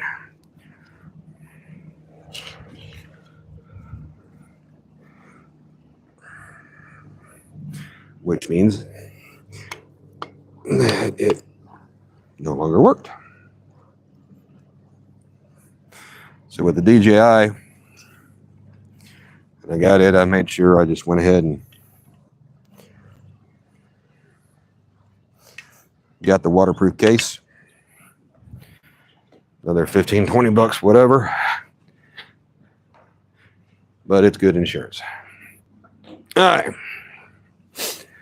Get the sunglasses off, put the regular ones back on. Say hi to everybody. Appreciate y'all watching. Hey, Randy Rhino Outdoors. Hey, Rude. No, we're not doing any beer today. I'm not doing any beer right now. Hey, Pond Hoppers. Glad to see you. You guys are such great supporters. I do appreciate it. I'm going to try. Yeah, I'm going to try. Later today, I'm going surf fishing. Now, I'm not going at primo time. So I'll be going at midday. But I don't care. Sorry.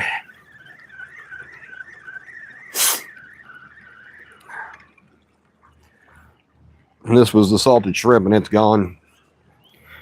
But now that I caught another pinfish or two,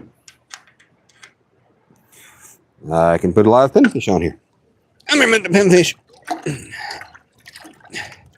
Oh, fine. I'll get the net.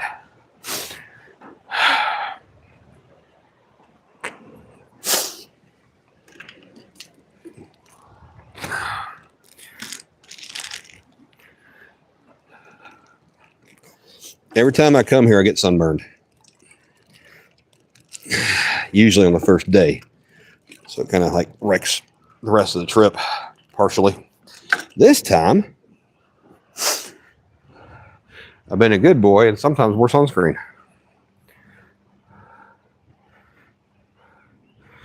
Well, I realize that sometimes it's not quite enough.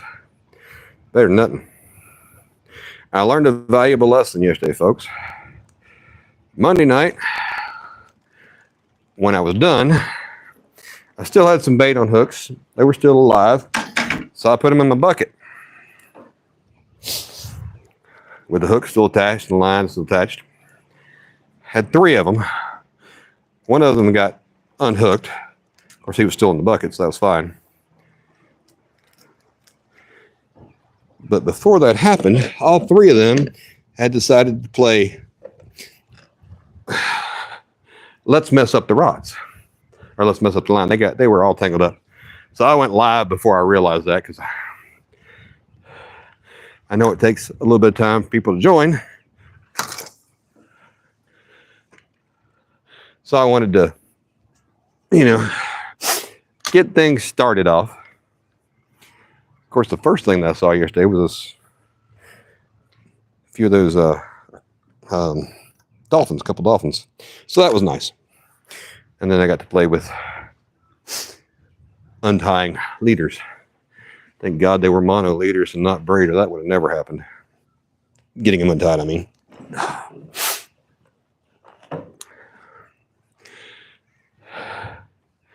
I am envious of the people who do live chats and can pay attention almost the whole time. XX, that's a lot of X's. Thanks for joining. Uh, I do not drink on camera most of the time. I did have one the other night. I certainly don't get hammered on screen. And if I go boating, I do not drink. I'll be the designated driver. They're just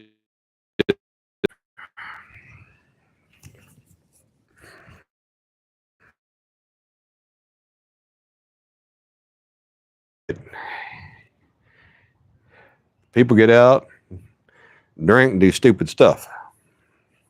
Plus, while I have not personally run into FWC, they are very active down here.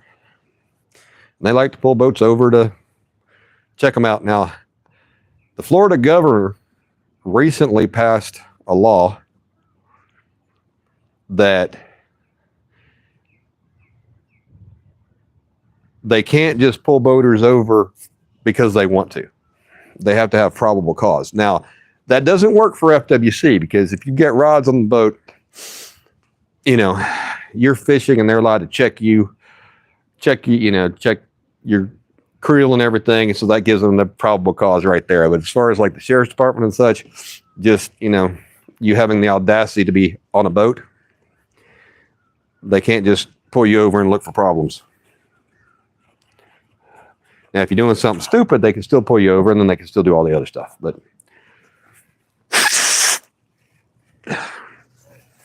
it's amazing to me. And it's not just Florida wildlife, it's all of the different wildlife officers, departments across the country. That they do not need probable cause. If you're in your car, other than a DUI checkpoint, which somehow the Supreme Court has said is legal, even though it clearly is not. But that doesn't change anything. Cops cannot pull you over for no reason just to go, hey, I don't think you're doing anything wrong. I don't have a reason to believe that you're doing anything wrong, but I just want to check anyway. Whereas wildlife departments, they don't need any sort of probable cause. Just like, if you're out fishing, they can come and check you for a license. Cops can't pull you over and go, hey, I just want to see your driver's license. Right? But wildlife officers can. Now, I always have my license. I can't remember the last time I ever got checked. And I am not wanting poachers to exist. Don't want to help them in any way, shape, or form. It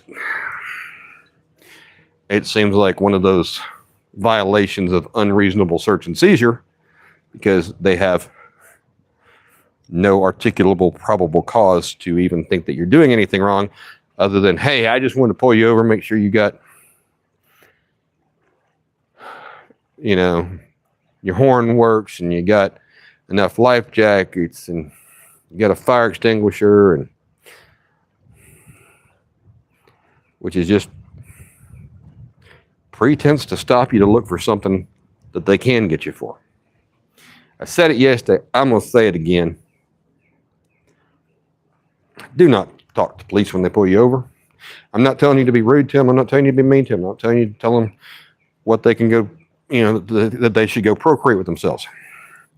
But every question a cop asks you is designed to get you to reveal something that can get you in trouble. Even something, hey, where are you going tonight? Well, I'm headed home. Oh, well, where's home? Such and such city. But you're heading east and that's west. Where are you going? I must have got lost. Oh, you don't know your way home? Where you been tonight? Oh, I was out having dinner with friends. Did you have anything to drink?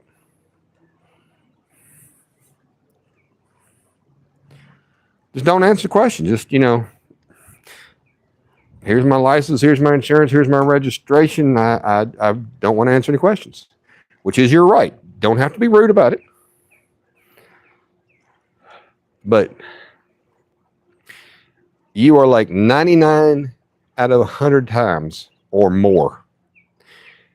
You can talk yourself into getting arrested more than you can talk yourself out of getting arrested. Because if they had enough probable cause to arrest you, you would have already been arrested. Now, I do not condone drinking and driving or drinking and boating or any of that stuff.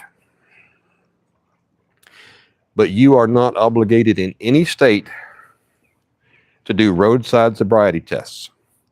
None of those. Well, we just want to make sure you're okay to drive. Those tests are designed to make you fail. They'll tell you there is no passing or failing. They're looking for clues. Clues like, did your eyes move correctly according to them? Did you lose your balance while you were walking? Folks, have you seen me walk? I cannot walk a straight line when I'm sober. It has nothing to do with that. You also, in most states, are not required to take a roadside breathalyzer test. Now, if they arrest you and take you to the station, in most, if not all, states, if you refuse, they will take your license. And they can still go to a judge and get a search warrant, which means that they can take your blood without your approval. But the little handheld units on the side of the road in most states, you do not have to submit to those. The result will probably be that you get arrested and they take you back to the station. But if you have been being a bad little boy or girl, you've got a little extra time to metabolize things. And even if you blow less than the legal limit, which is most states 0.08, that does not mean that you're not intoxicated or impaired. They can get you on 0.06 pretty easy with,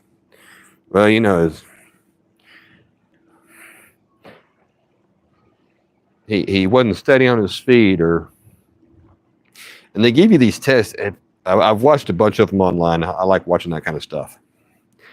And, they will give you these goofy tests. And, here's instructions. Just listen. Don't do them while I'm talking. And if you practice while they're talking, that's one of the indications. If you ask them to repeat, that's one of the indications. They tell you, walk this line. You need to take 9 steps, heel to toe. Watch me. I'm going to take 3, but you need to take 9. And then you do this turn where I don't even know how they want you to make that turn. And then do it back. And you're supposed to count out loud or don't count out loud, one of the two. And, so people will watch them and they'll do 3 and then turn around and come back, or they'll count and get up 12 or 13. Like, but I told you to count to 9. Oh, well, I wasn't paying attention. They're designed for you to fail. They're designed to give the officer a reason to arrest you.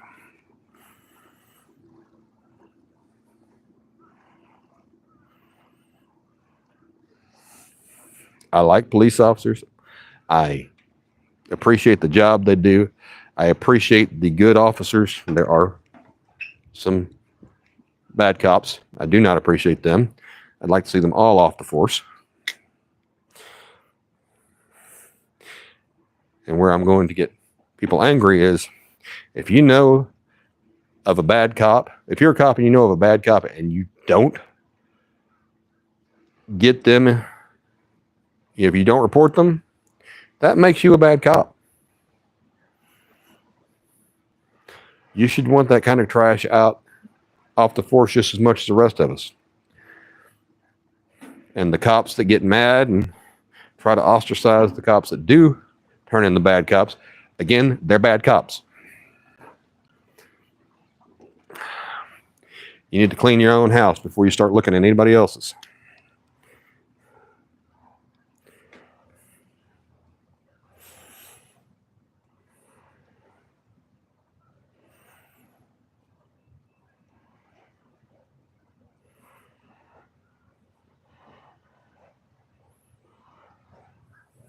In any other field, if you have crappy coworkers, you try your damnedest to get them out of there.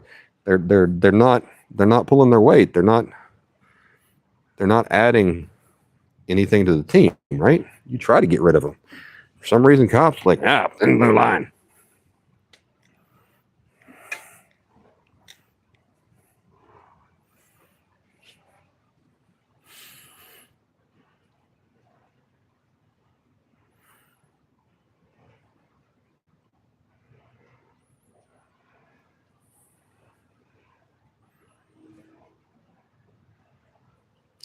I was hoping by now, doing as much live as I have this week and doing verticals and stuff, that I would have had more drive-bys.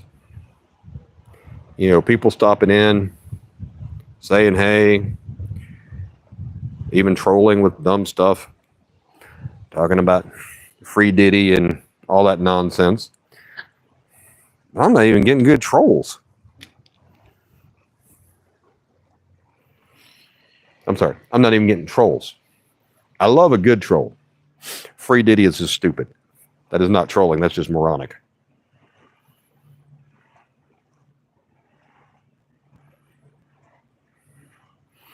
You know, game respects game, I guess is what I'm trying to get at there.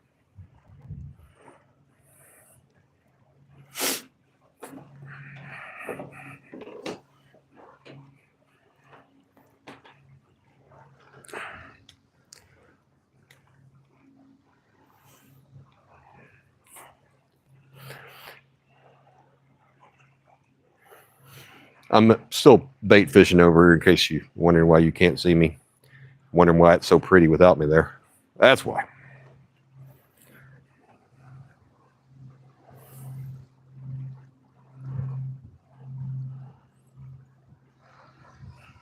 I ran out of pinfish on Monday and I didn't think that was possible.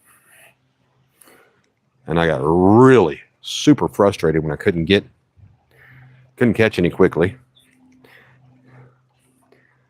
My bait rigs were getting all tangled up on themselves and it was just not a pretty time. So I'm trying to make sure I always have good bait. Extra bait.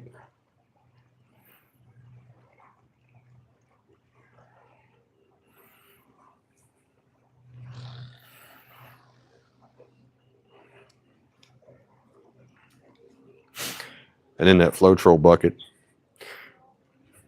they do real well because water gets changed out to get the oxygenated water. Only thing I wish was it didn't have that flotation foam in there so it could actually go deeper into the water where it's cooler and stuff. But right now, that's not an issue.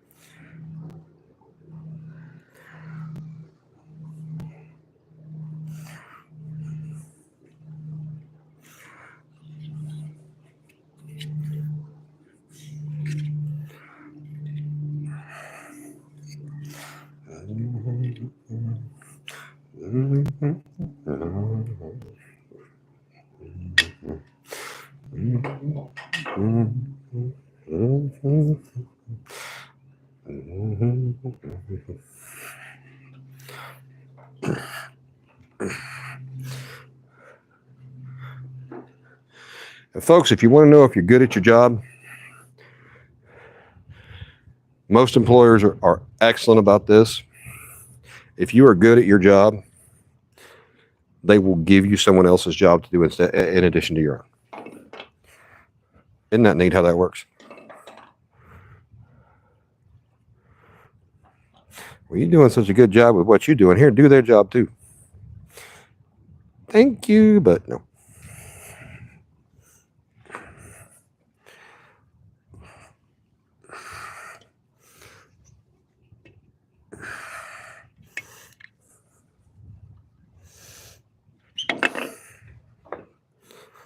Just moving my action camera around to a different pier on the dock.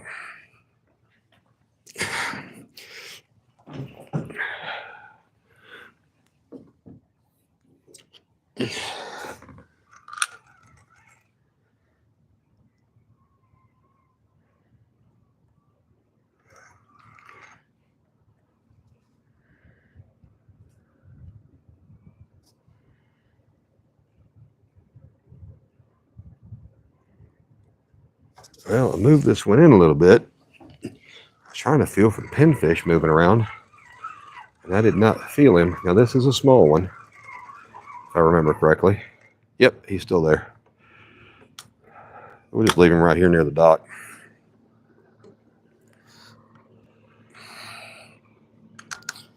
Just in case anything's moving close to the dock. And what I'm doing with these is I'm just pulling them up a little bit, as opposed to bringing them all the way in and casting them back out again.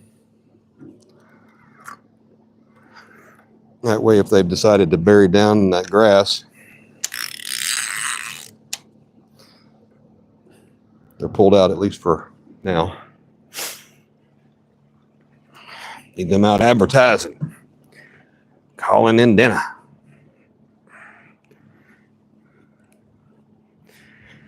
Hey, Frenchie, good to see you, my friend. Hey, 336 Outdoors. Hey, yeah, buddy. Yeah, buddy.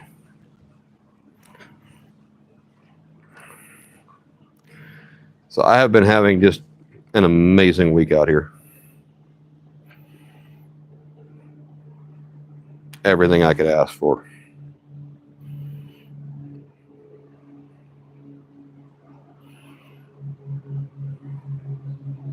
And more than I deserve. There's a pontoon boat. Is that you, Jody? Hey, Jody. I think it's too short to be Jody's. Definitely going too fast to be Jody. She's like, I want a 40-foot pontoon boat with a 2-horsepower outboard, please. Hey, Fat Cat. Good to see you, my friend. Good to see you. Appreciate you guys being here. It says I have 5 people in chat, which is 6 more than I deserve. If you haven't hit that thumbs up, go ahead and do it. It makes you look in the mirror. You won't even recognize yourself. You're so good looking after that. I may be lying about that part, but yeah, who cares? The truth is overrated. Ah, here comes one of those fishing boats going next door.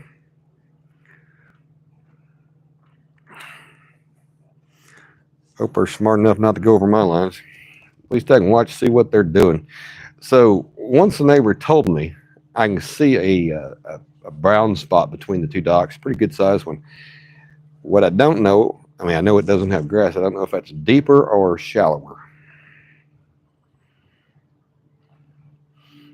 And they may not be going to that spot after all. They may just be deciding he's going to just troll around with his trolling motor right in front of me, where he can see I have lines up. There he goes. He moved his ugly self. Fortunately, not out very far. My lines, I mean.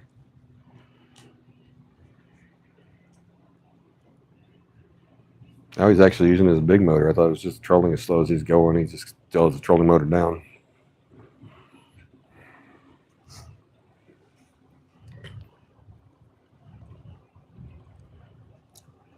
Boat says a real red. I don't know if that's just the name of it or if it's a fishing charter.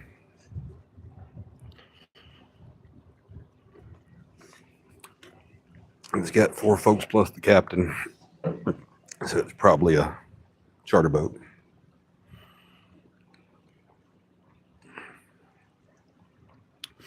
The good thing is this means I can watch them at other docks and see where they have any good luck and do that next time. But next time I'm out here, I'm definitely getting that fish finder on the kayak and checking things out, see what things look like between here and the neighbor. Neighbor to the right is what I'm talking about. He said that people live there before and they threw toilets out there off the dock and everything. So there's some structure out there. This one to the left of me that they're going to, I don't think I've ever caught by going over that direction is the hardheads.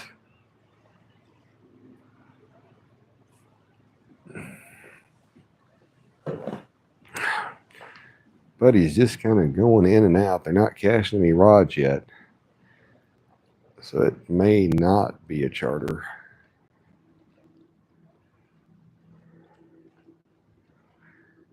No, he turned off the.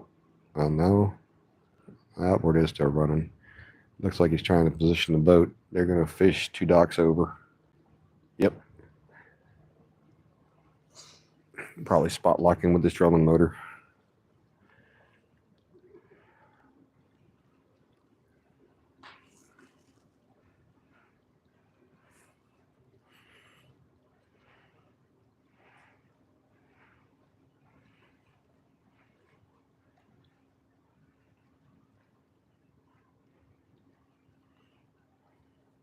So it's interesting down here. I've seen some seagulls with black heads, and then the normal one that have just the black spot on their heads.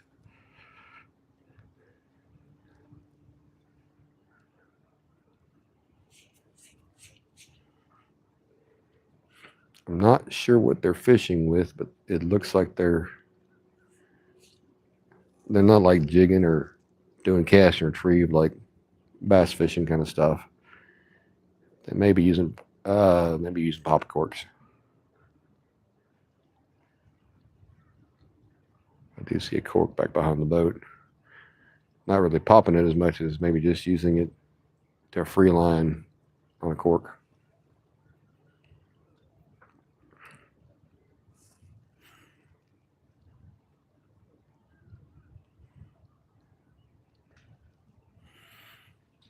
So the one guy is hitting the dock to the left of me. The rest of them are on the dock to the left of me.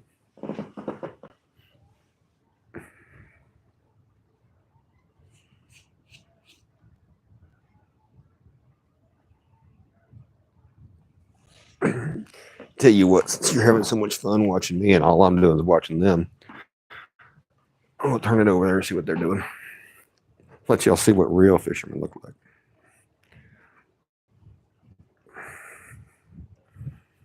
Yeah, I know the post is on the way.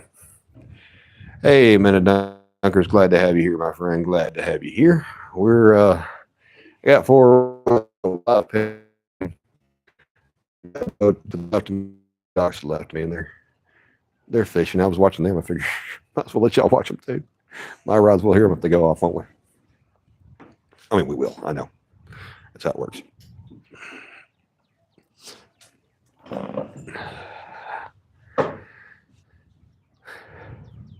Figure this way you can watch real anglers. See what they do that I don't. That would be catch fish, I realize, but you know. Minute Dunkers, I'm going live this afternoon surf fishing. Not primo time for surf fishing, but I'll still be out there. So if you haven't already subscribed, turn notification bell on. Go ahead and do that if you want to watch me fail on the surf as well as I fail out here. It's kind of funny this time when I came, I picked up 2 half-ounce egg sinkers off the dock. One of them, the hook is still embedded somewhere in the dock. The other one was just laying on top. But so people have been trying to fish this dock from charters or from boats. Which, I mean, when I'm out in the boat, I fish docks too. I'm not besmirching anybody that does that. Docks are good structure, abso-freaking-lutely. The dock next to me doesn't make any sense for anybody to be after him. The reason being, he's got them wrapped. He's got the pilings wrapped in, I don't know, black plastic, something it looks like, to keep the barnacles and oysters from attaching. I don't know if it. Oh, yeah. Okay. I don't know if it actually works. And the further one has the same thing, but I can see there's some barnacles on there, so maybe it just doesn't do it as much. Probably also protects from the water some.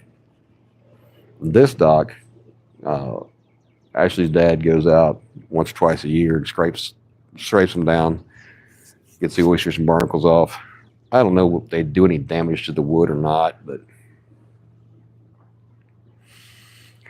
and the sheep's head will eat barnacles, so they've got the teeth to just pry them right off.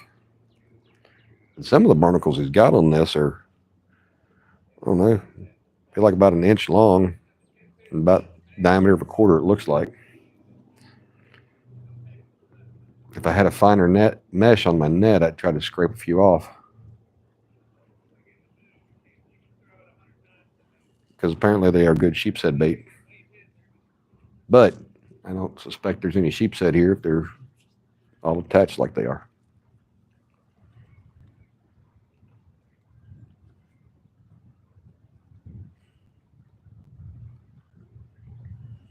Yeah, they're all just, they're freelining, it looks like. Not even popping or nothing.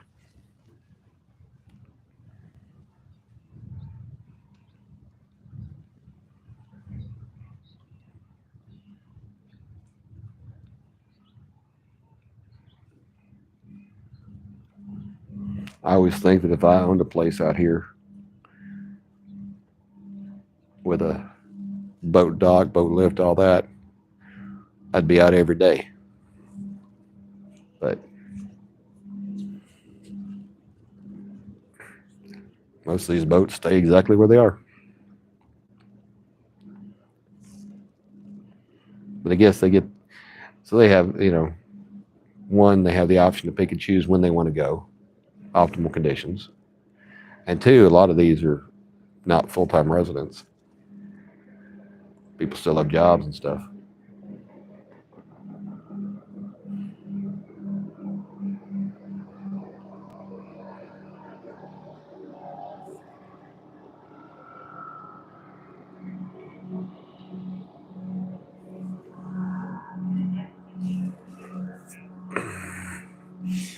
Yeah, the one guy seems to be giving instructions, so apparently he is the guide.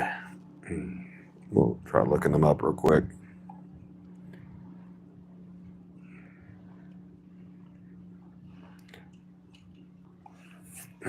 Real red.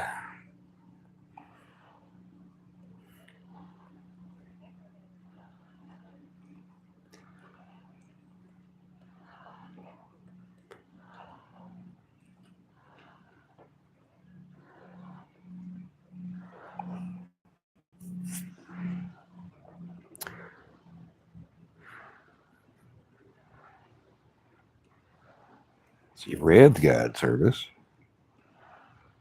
Real shot, real tight. Red moon. So I'm not finding that name. I can't. Now it does say Real Red Fishing Charters on the side, so that is who they are. Now I can change my search.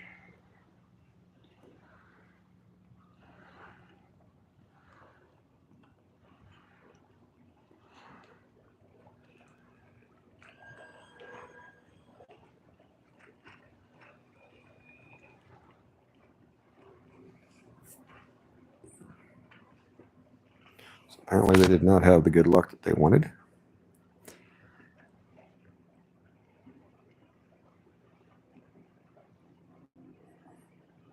And even when using the actual name, that's real red.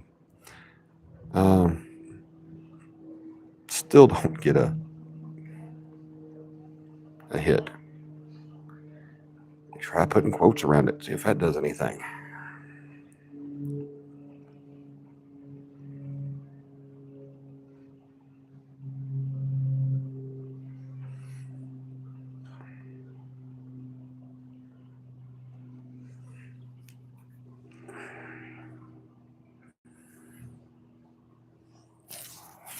No.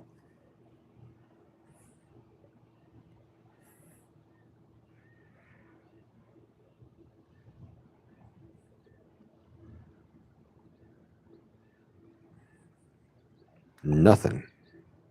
Oh, there we go. Real red. Fish Charter Gulf Shore. Now, it's not their page. It says their charters start at $400. Check them out on Facebook. I can't check them out on Facebook. It wants me to sign in. Gosh dog them. Oh, well.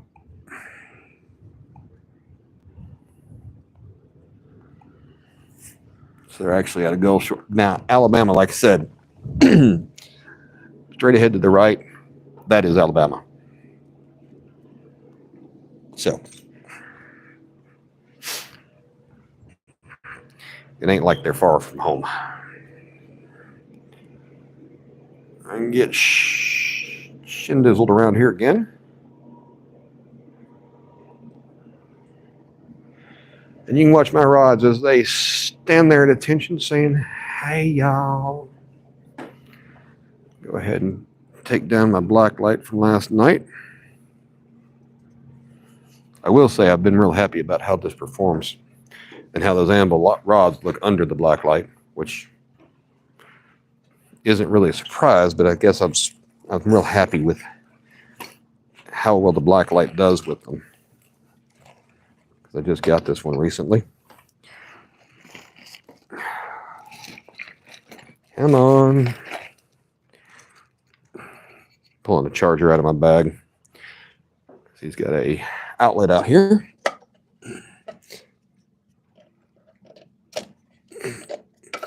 So I can get this charging for tonight.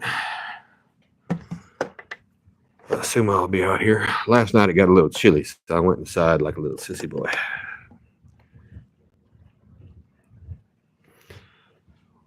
What else was I going to check?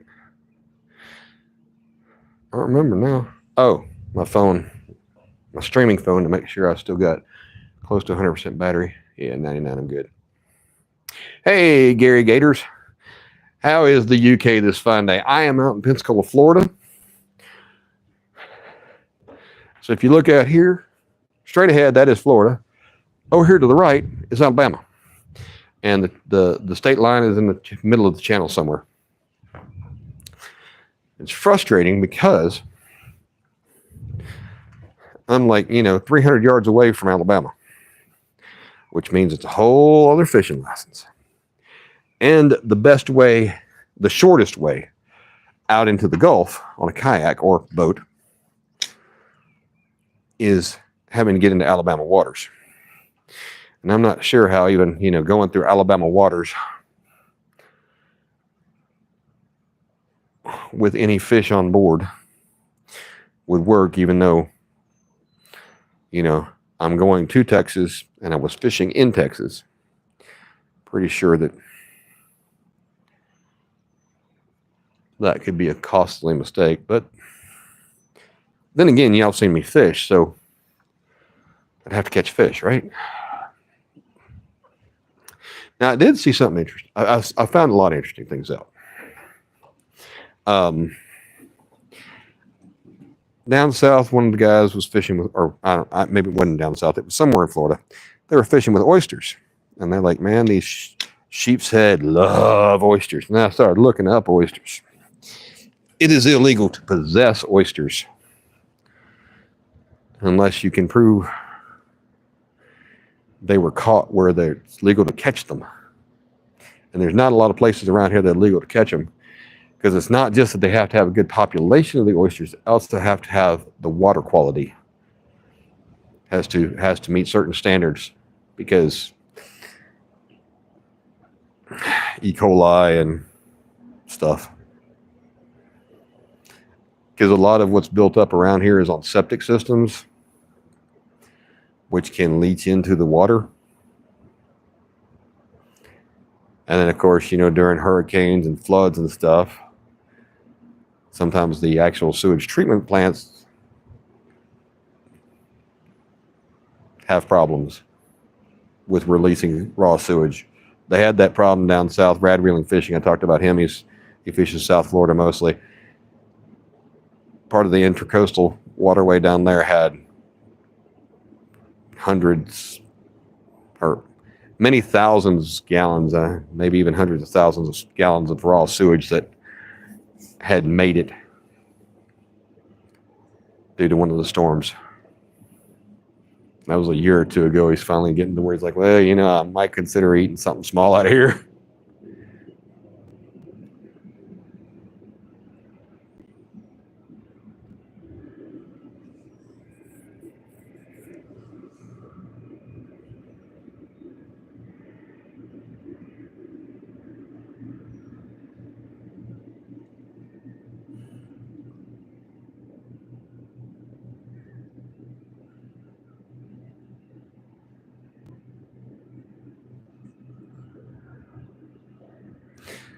Left rod's getting a little bumpy. Now, it's got a little bitty pinfish on it.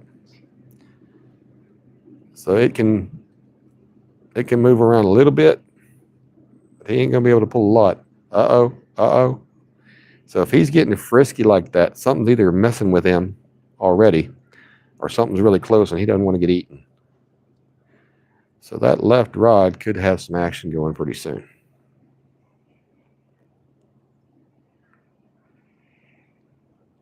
So they're all on Carolina rigs with a 4-ounce pyramid sinker. Not the optimal amount of weight to use. It's overkill, but when I bought pyramid sinkers from Brad Caudle, I got a bunch of 4-ounces because that's what the saltwater guys use on the surf.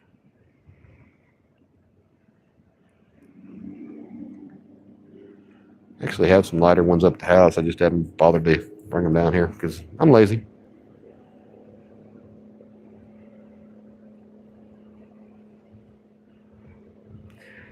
The right one seems to be getting a little frisky too.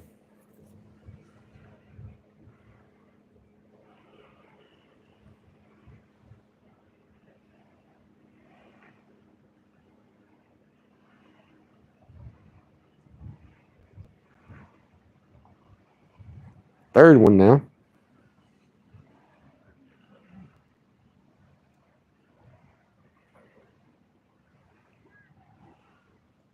That one could be the wake coming in from that boat, though. That one's fairly far out. Not a long, long way, but a little ways.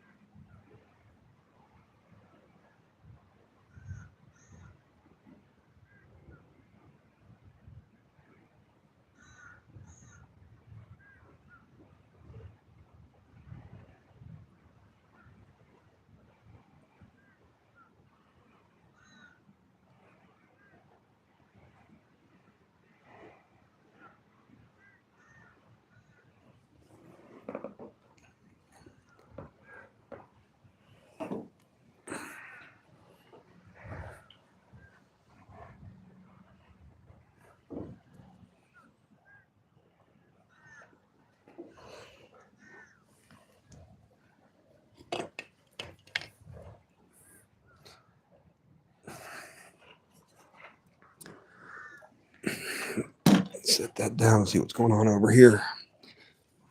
Trying to figure out where there's my camera line. Like I know my camera is on a line headed down. I just couldn't see the line.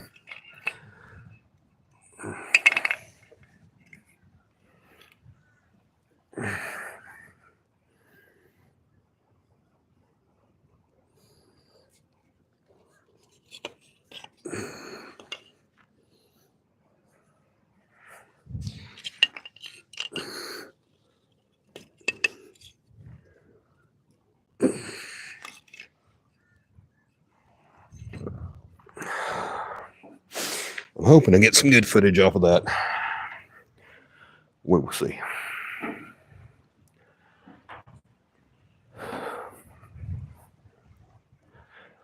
Tried a couple days ago and I dropped it down and got a great picture of what the bottom looked like. Apparently it landed face down. So this time I've got it at least elevated so it's not on the bottom. You live, you learn.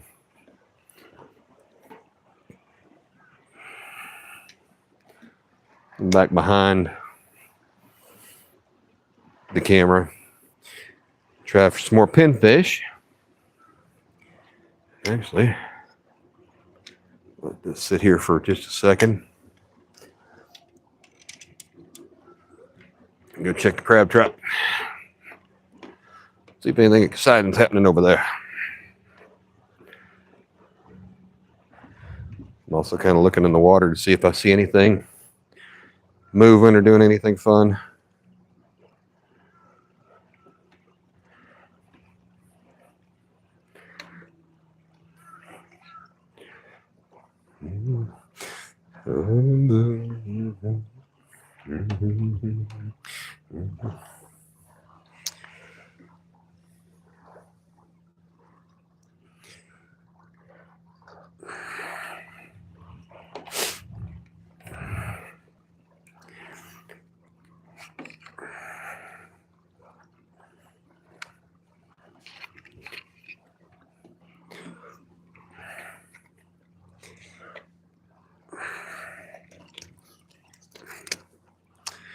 Nothing in the old crab trap. So I'm going to bring it out to deeper water.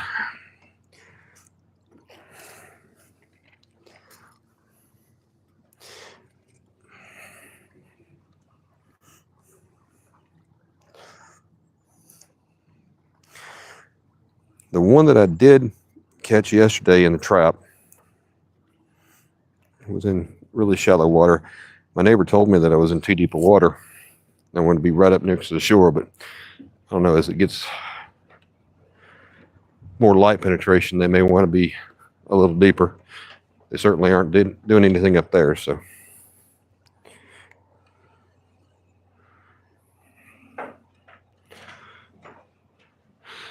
Again, I appreciate all you folks watching. I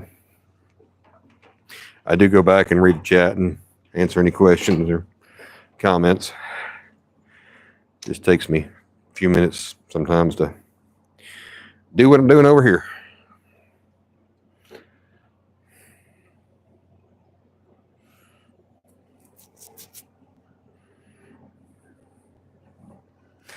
This is my bigger sabiki rig. It's got the, I don't know, probably size 3 hooks on it. I'm going to cast this over towards that giant brown spot in the water I talked about earlier.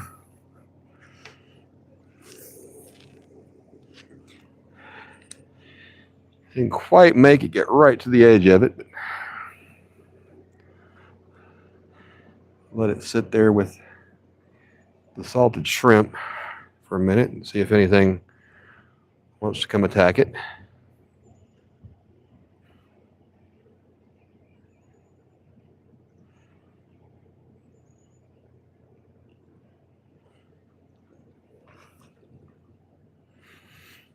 Something just flopped over here by me. I didn't see what it was.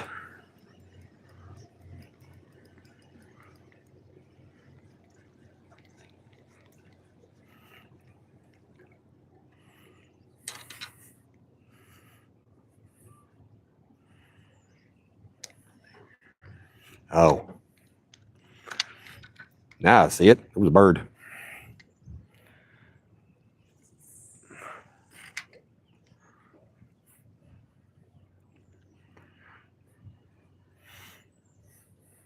I think it's a duck. I don't know why I just didn't think there would be such thing as a saltwater duck, but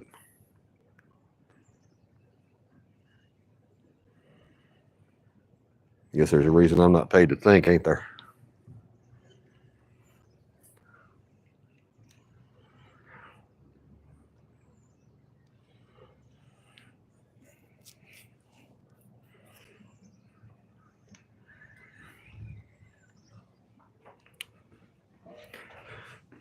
Check chat real quick.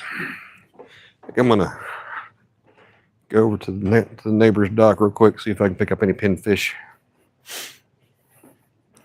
The answer is probably no, but you know, never know till you try. Hey Tara, good to see you. Good to see you. Hey, we act sure. Haven't bought anything yet. Haven't caught anything yet, I should say. Hook, line, and plummet, good to see you. Hey Daniel, I am out at the Intracoastal Waterway in Pensacola, Florida. Pontoons Jody's still hanging out. Appreciate that. Appreciate all of you here. Please do hit that like button. And if you haven't subscribed, turn on the notification bell. Go ahead and do that, because this afternoon I'm told that we are going to the Gulf Beach, the big beach, whatever it is, which is where I can do some surf fishing. I don't know how favorable the conditions will be for surf fishing in the middle of the day, because most people like to do it early in the morning, late night, or late in the afternoon. But as most of you know, the best time to go fishing is whenever you can. And I'm kind of glad that she's taking the kids, or that we're taking the kids, because I don't have a surf cart, beach cart, and I was thinking I don't really want to buy one because they have to have those balloon tires to go over the sand well. And y'all let me know in the comments if you can hear if I cut out at any point, because this microphone's supposed to have a really good range. So anyway, as I was saying before I so rudely interrupted my own self, I was thinking I'll put everything in a 5-gallon bucket, try to carry that. But it'd be nice to have some lackeys to carry some stuff out there for me.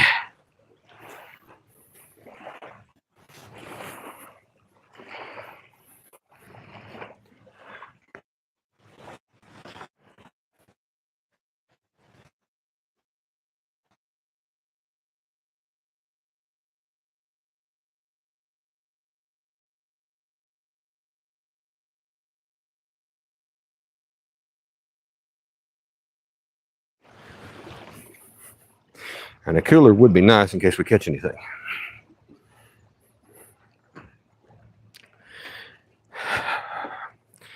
I also need to remember to pick up a ruler. Can't tell you how many rulers I have in Memphis.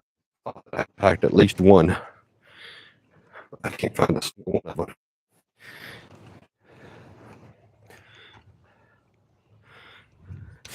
Even bought one specific for this because it's got Florida regulations on it. Picture a certain species and the regulations on them. Granted, it's last year's regulations, but not much should have changed in that regard. And I do have the Fish Rules app, so if anything did change, I'll still be okay because I can check it. It's kind of weird. Florida is like, you want to check the rules? Check Fish Rules application. Like, really? To me, that just seemed strange that they would use another source that they don't own to be authoritative on their rules. To have an authoritative copy, I should say. Obviously.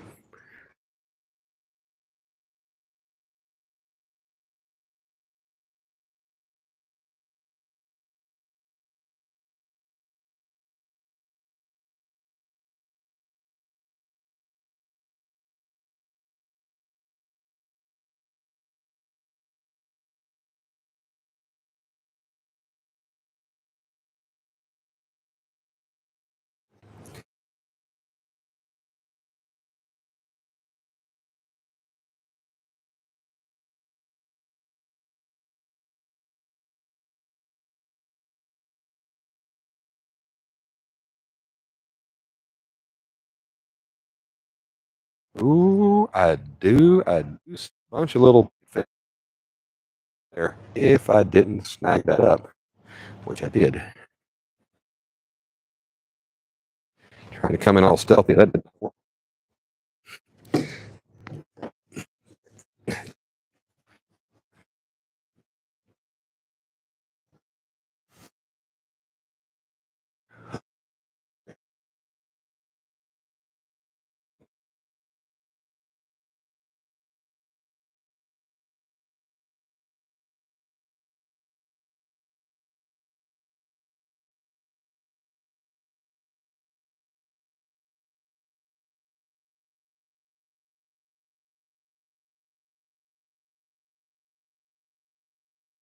From the beach or the dock, I should say.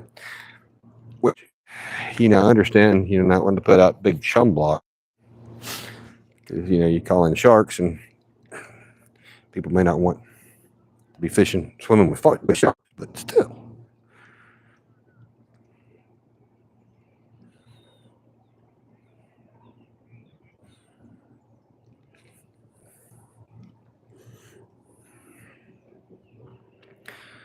So I at least did get a bite,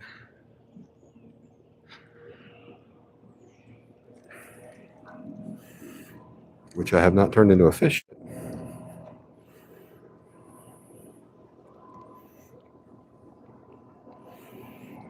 Probably should have used a smaller sabiki rig over here.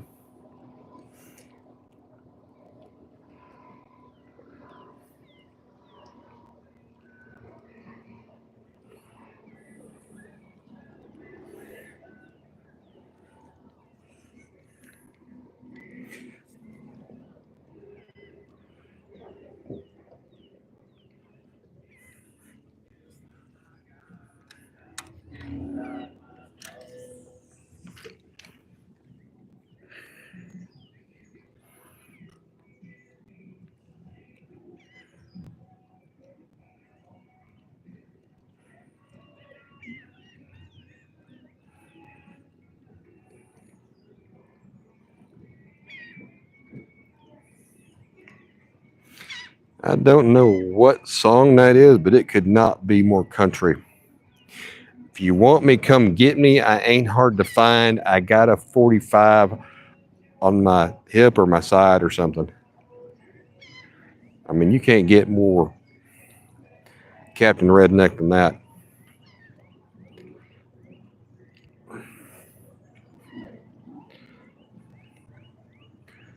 But of course, I'm hoping that it's not something you can hear on the microphone because if I'm going to get a copyright strike, I don't want it for shitty music.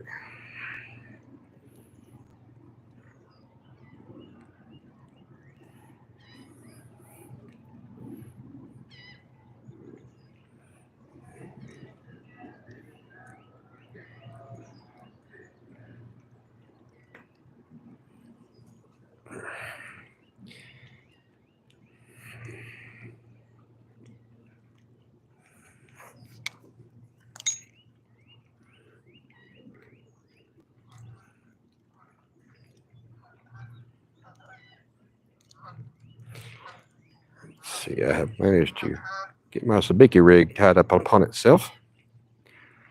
See if I can get it freed up or unjacked up or whatever.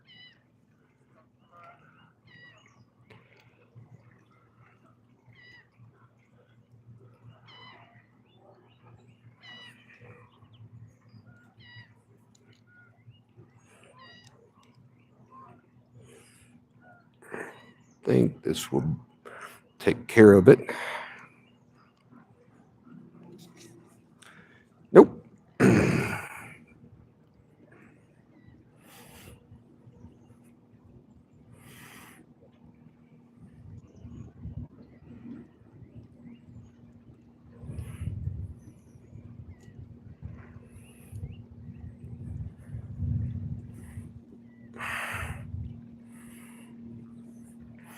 Thank God this one only has 3 hooks on it. And those 6-hook ones are a nightmare when they get tangled up.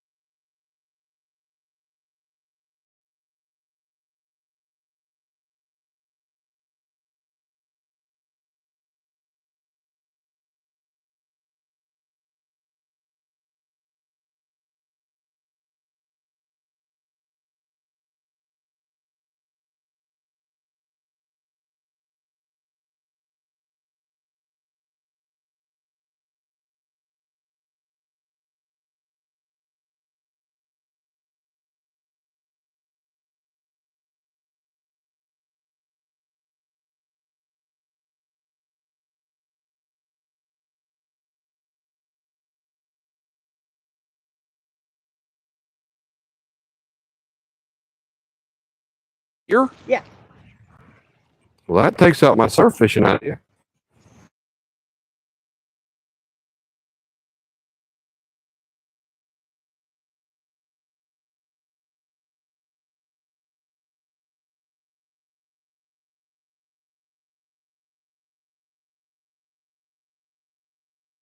One of the lackeys that was going to carry my surf fishing gear for me.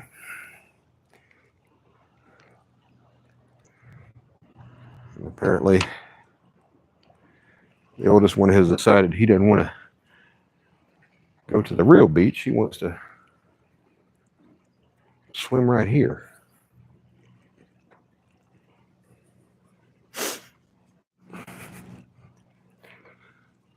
Which probably means that once he gets tired of it, we can go to the big beach and do some surf fishing. I hope, anyway.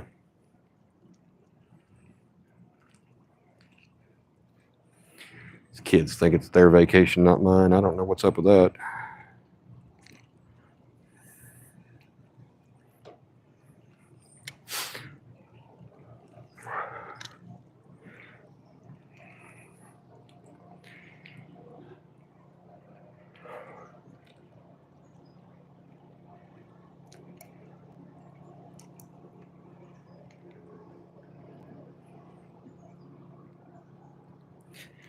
I did have a bite or two, but I think whatever it is just too small to take my bait in.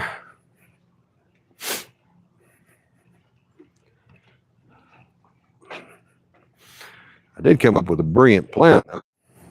Yeah, brilliant for me. I cut up some salted shrimp and put them in my pocket. So I've got them already.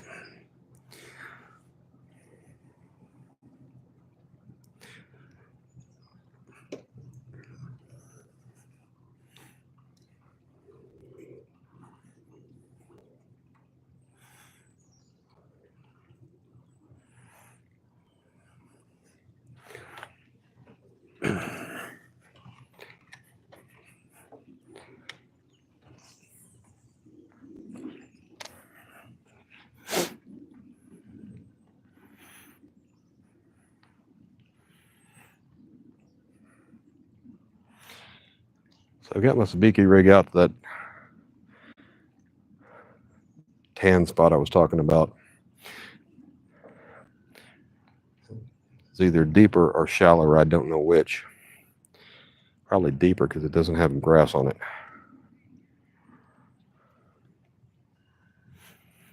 Well, the sabiki rig is not the optimal bait for that. Still has salted shrimp on it. They might like it if there's anything over there. And feel anything.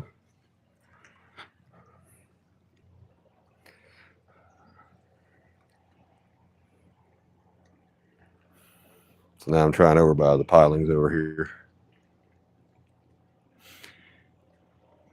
It was funny, Monday night I went to the grocery store.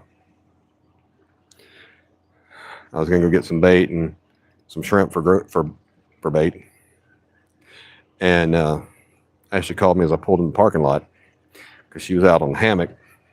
She said, "You got a fish on?" I said, "Well, what kind is it?" "I can't tell. I can't get it close enough." Swimming. She said, "Well, I reeled it up to that T thing, but there's still a whole bunch of line out." I was like, "The T thing? I mean, sinker slide?" So I got back. I turned around and came back. And yeah, it was a sinker slide. It had pulled out so much of the leader that the sinker slide had gone way up all of the big mono leader past the FG knot, and it's the hole in the sinker slide's kind of thin, and the little piece of mono from that FG knot had popped out on the side, and it was enough to keep the sinker slide from going back down. So I hand lined that one in, and of course it was a hardhead catfish. And then retied my FG knot. I know it seemed like it was going to be a more exciting story when it started, didn't it? I apologize. It was just a clickbait story.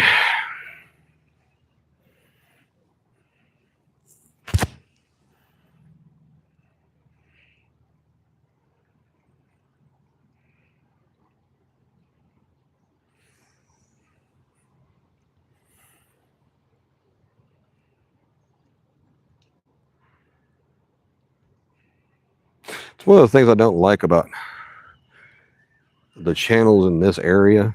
They all use clickbait titles. It's like, I went out surf fishing and then this happened. What happened? Well, caught a fish. Oh, well, yay. Or I never expected this. And they caught, a red drum instead of a black drum. Like, just stop it. But they all do long form videos. I've not seen any of them do live streams. So I was kind of excited about doing surf fishing live stream.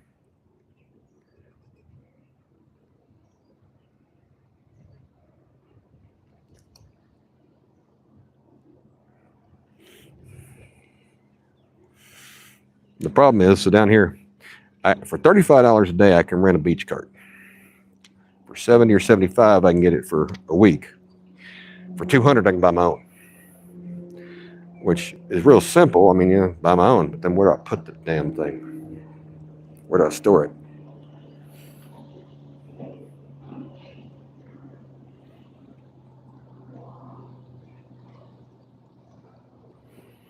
Seems kind of silly to pay almost 20% of the cost of the beach cart to use it for one day.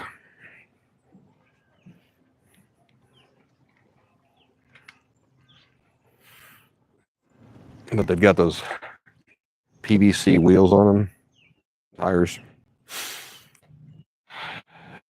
which are great for sand, but I just don't expect they're going to hold up well against sticks and rocks and stuff.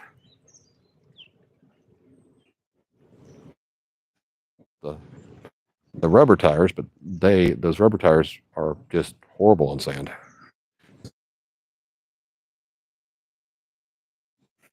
That's the word I'm looking for.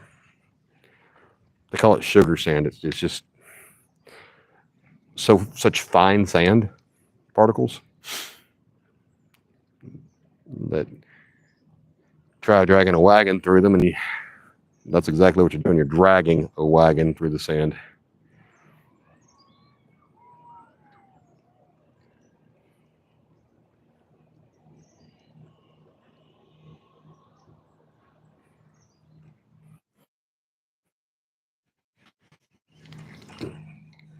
Well,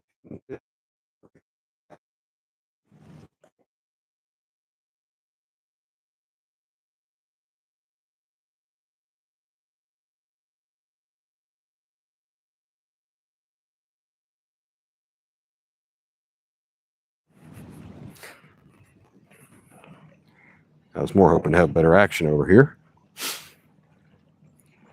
and then I would bring the bucket over.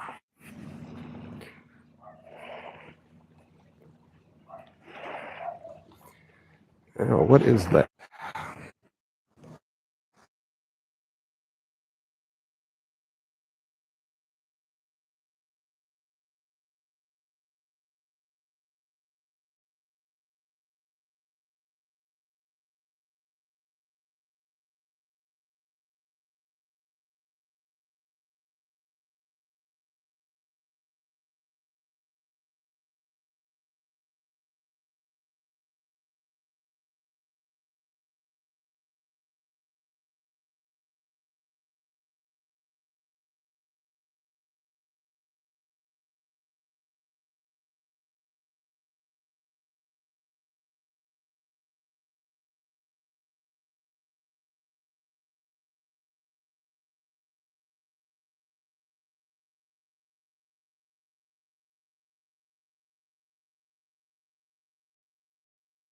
They come out here barefoot later, waiting.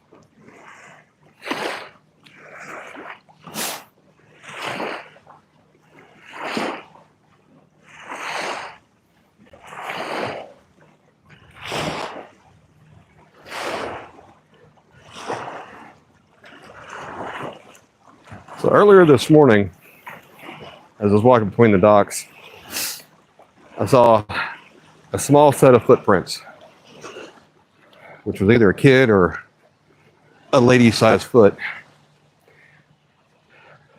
I just thought it was neat. You know, barefoot. Like, that's what this is all about. Walking the beach barefoot, having a good time.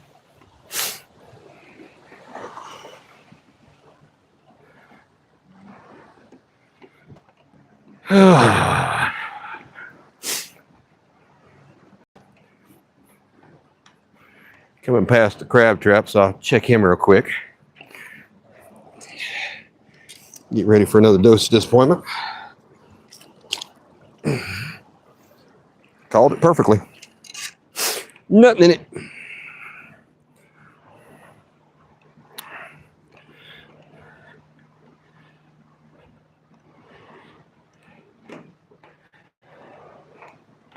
I hope y'all been watching those rods and catching anything that came in. I mean, I depended on y'all. I mean, Jody knows how to reel in a rod, so if she didn't do it, we're real disappointed.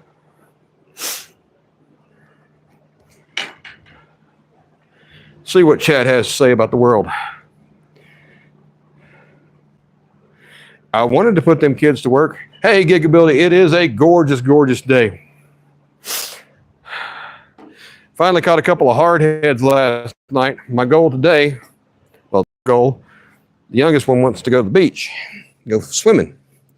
So I was like, cool. So I was thinking, oh man, bun of a sitch. I'll show you what the problem is.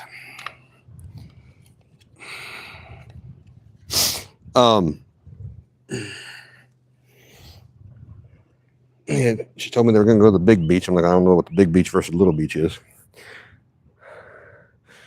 It's like, you know, in the Gulf. Like, okay, cool. So I was going to go surf fishing. Like, everything's perfect. Then the little one comes out and goes, yeah, we're just going to do it on a little beach. I'm like, well, where's the little beach? Right here. Like, oh. So I had put my camera in the water. It is absolutely nothing but fog.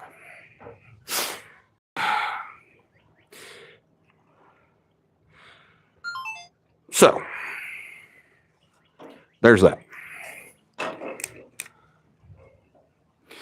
I don't know how long it's been fogged up like that. Thing is, it did come with some little pads, anti-fog pads, and I did not understand what they were for. I mean, I understood what they were for, just didn't understand what they were for, because, you know, water's not supposed to get in there, how's it going to get foggy? Oh, yeah. Air temperature, water temperature, yada, yada, yada. All right, so let's check, see what we have going on with our rods. Dang it, Jody. This one doesn't have any bait on it. I thought you were going to watch these.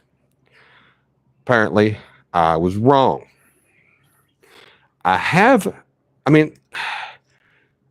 how many times we have to go through this, honey? You were supposed to get this. It was yours to get. I said, you know, I can trust Jody to make sure I don't lose any bait while I'm gone. Apparently, I cannot trust Jody. So y'all just remember that. If you ever let Jody watch your rods without telling her and without her being anywhere close by that she could actually do anything about it, just know she probably ain't going to do anything for you.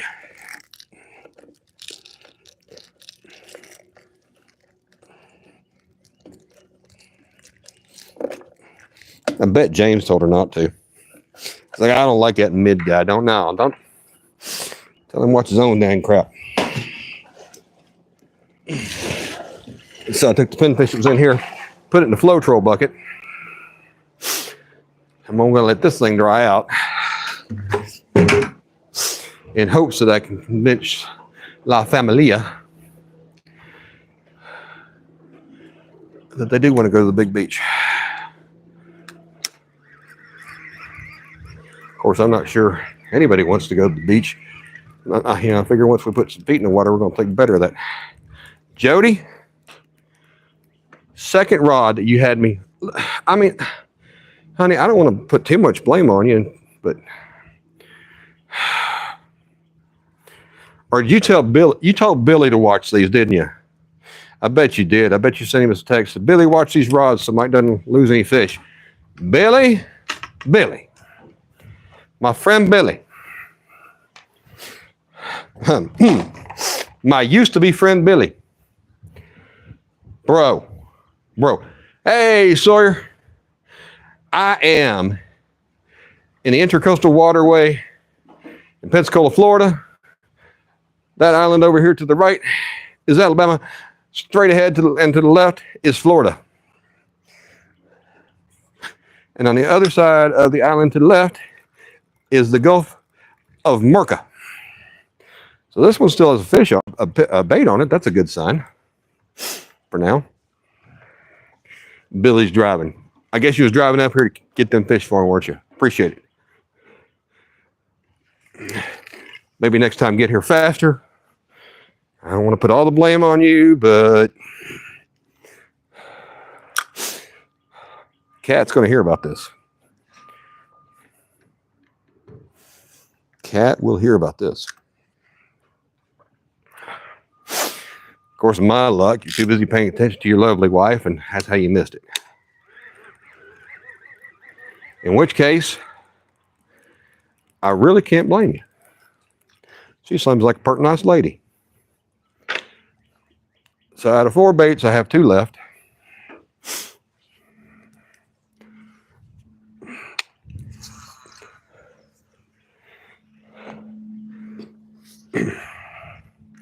So I got one going left towards the next dock, and then I got this one that's kind of front and left.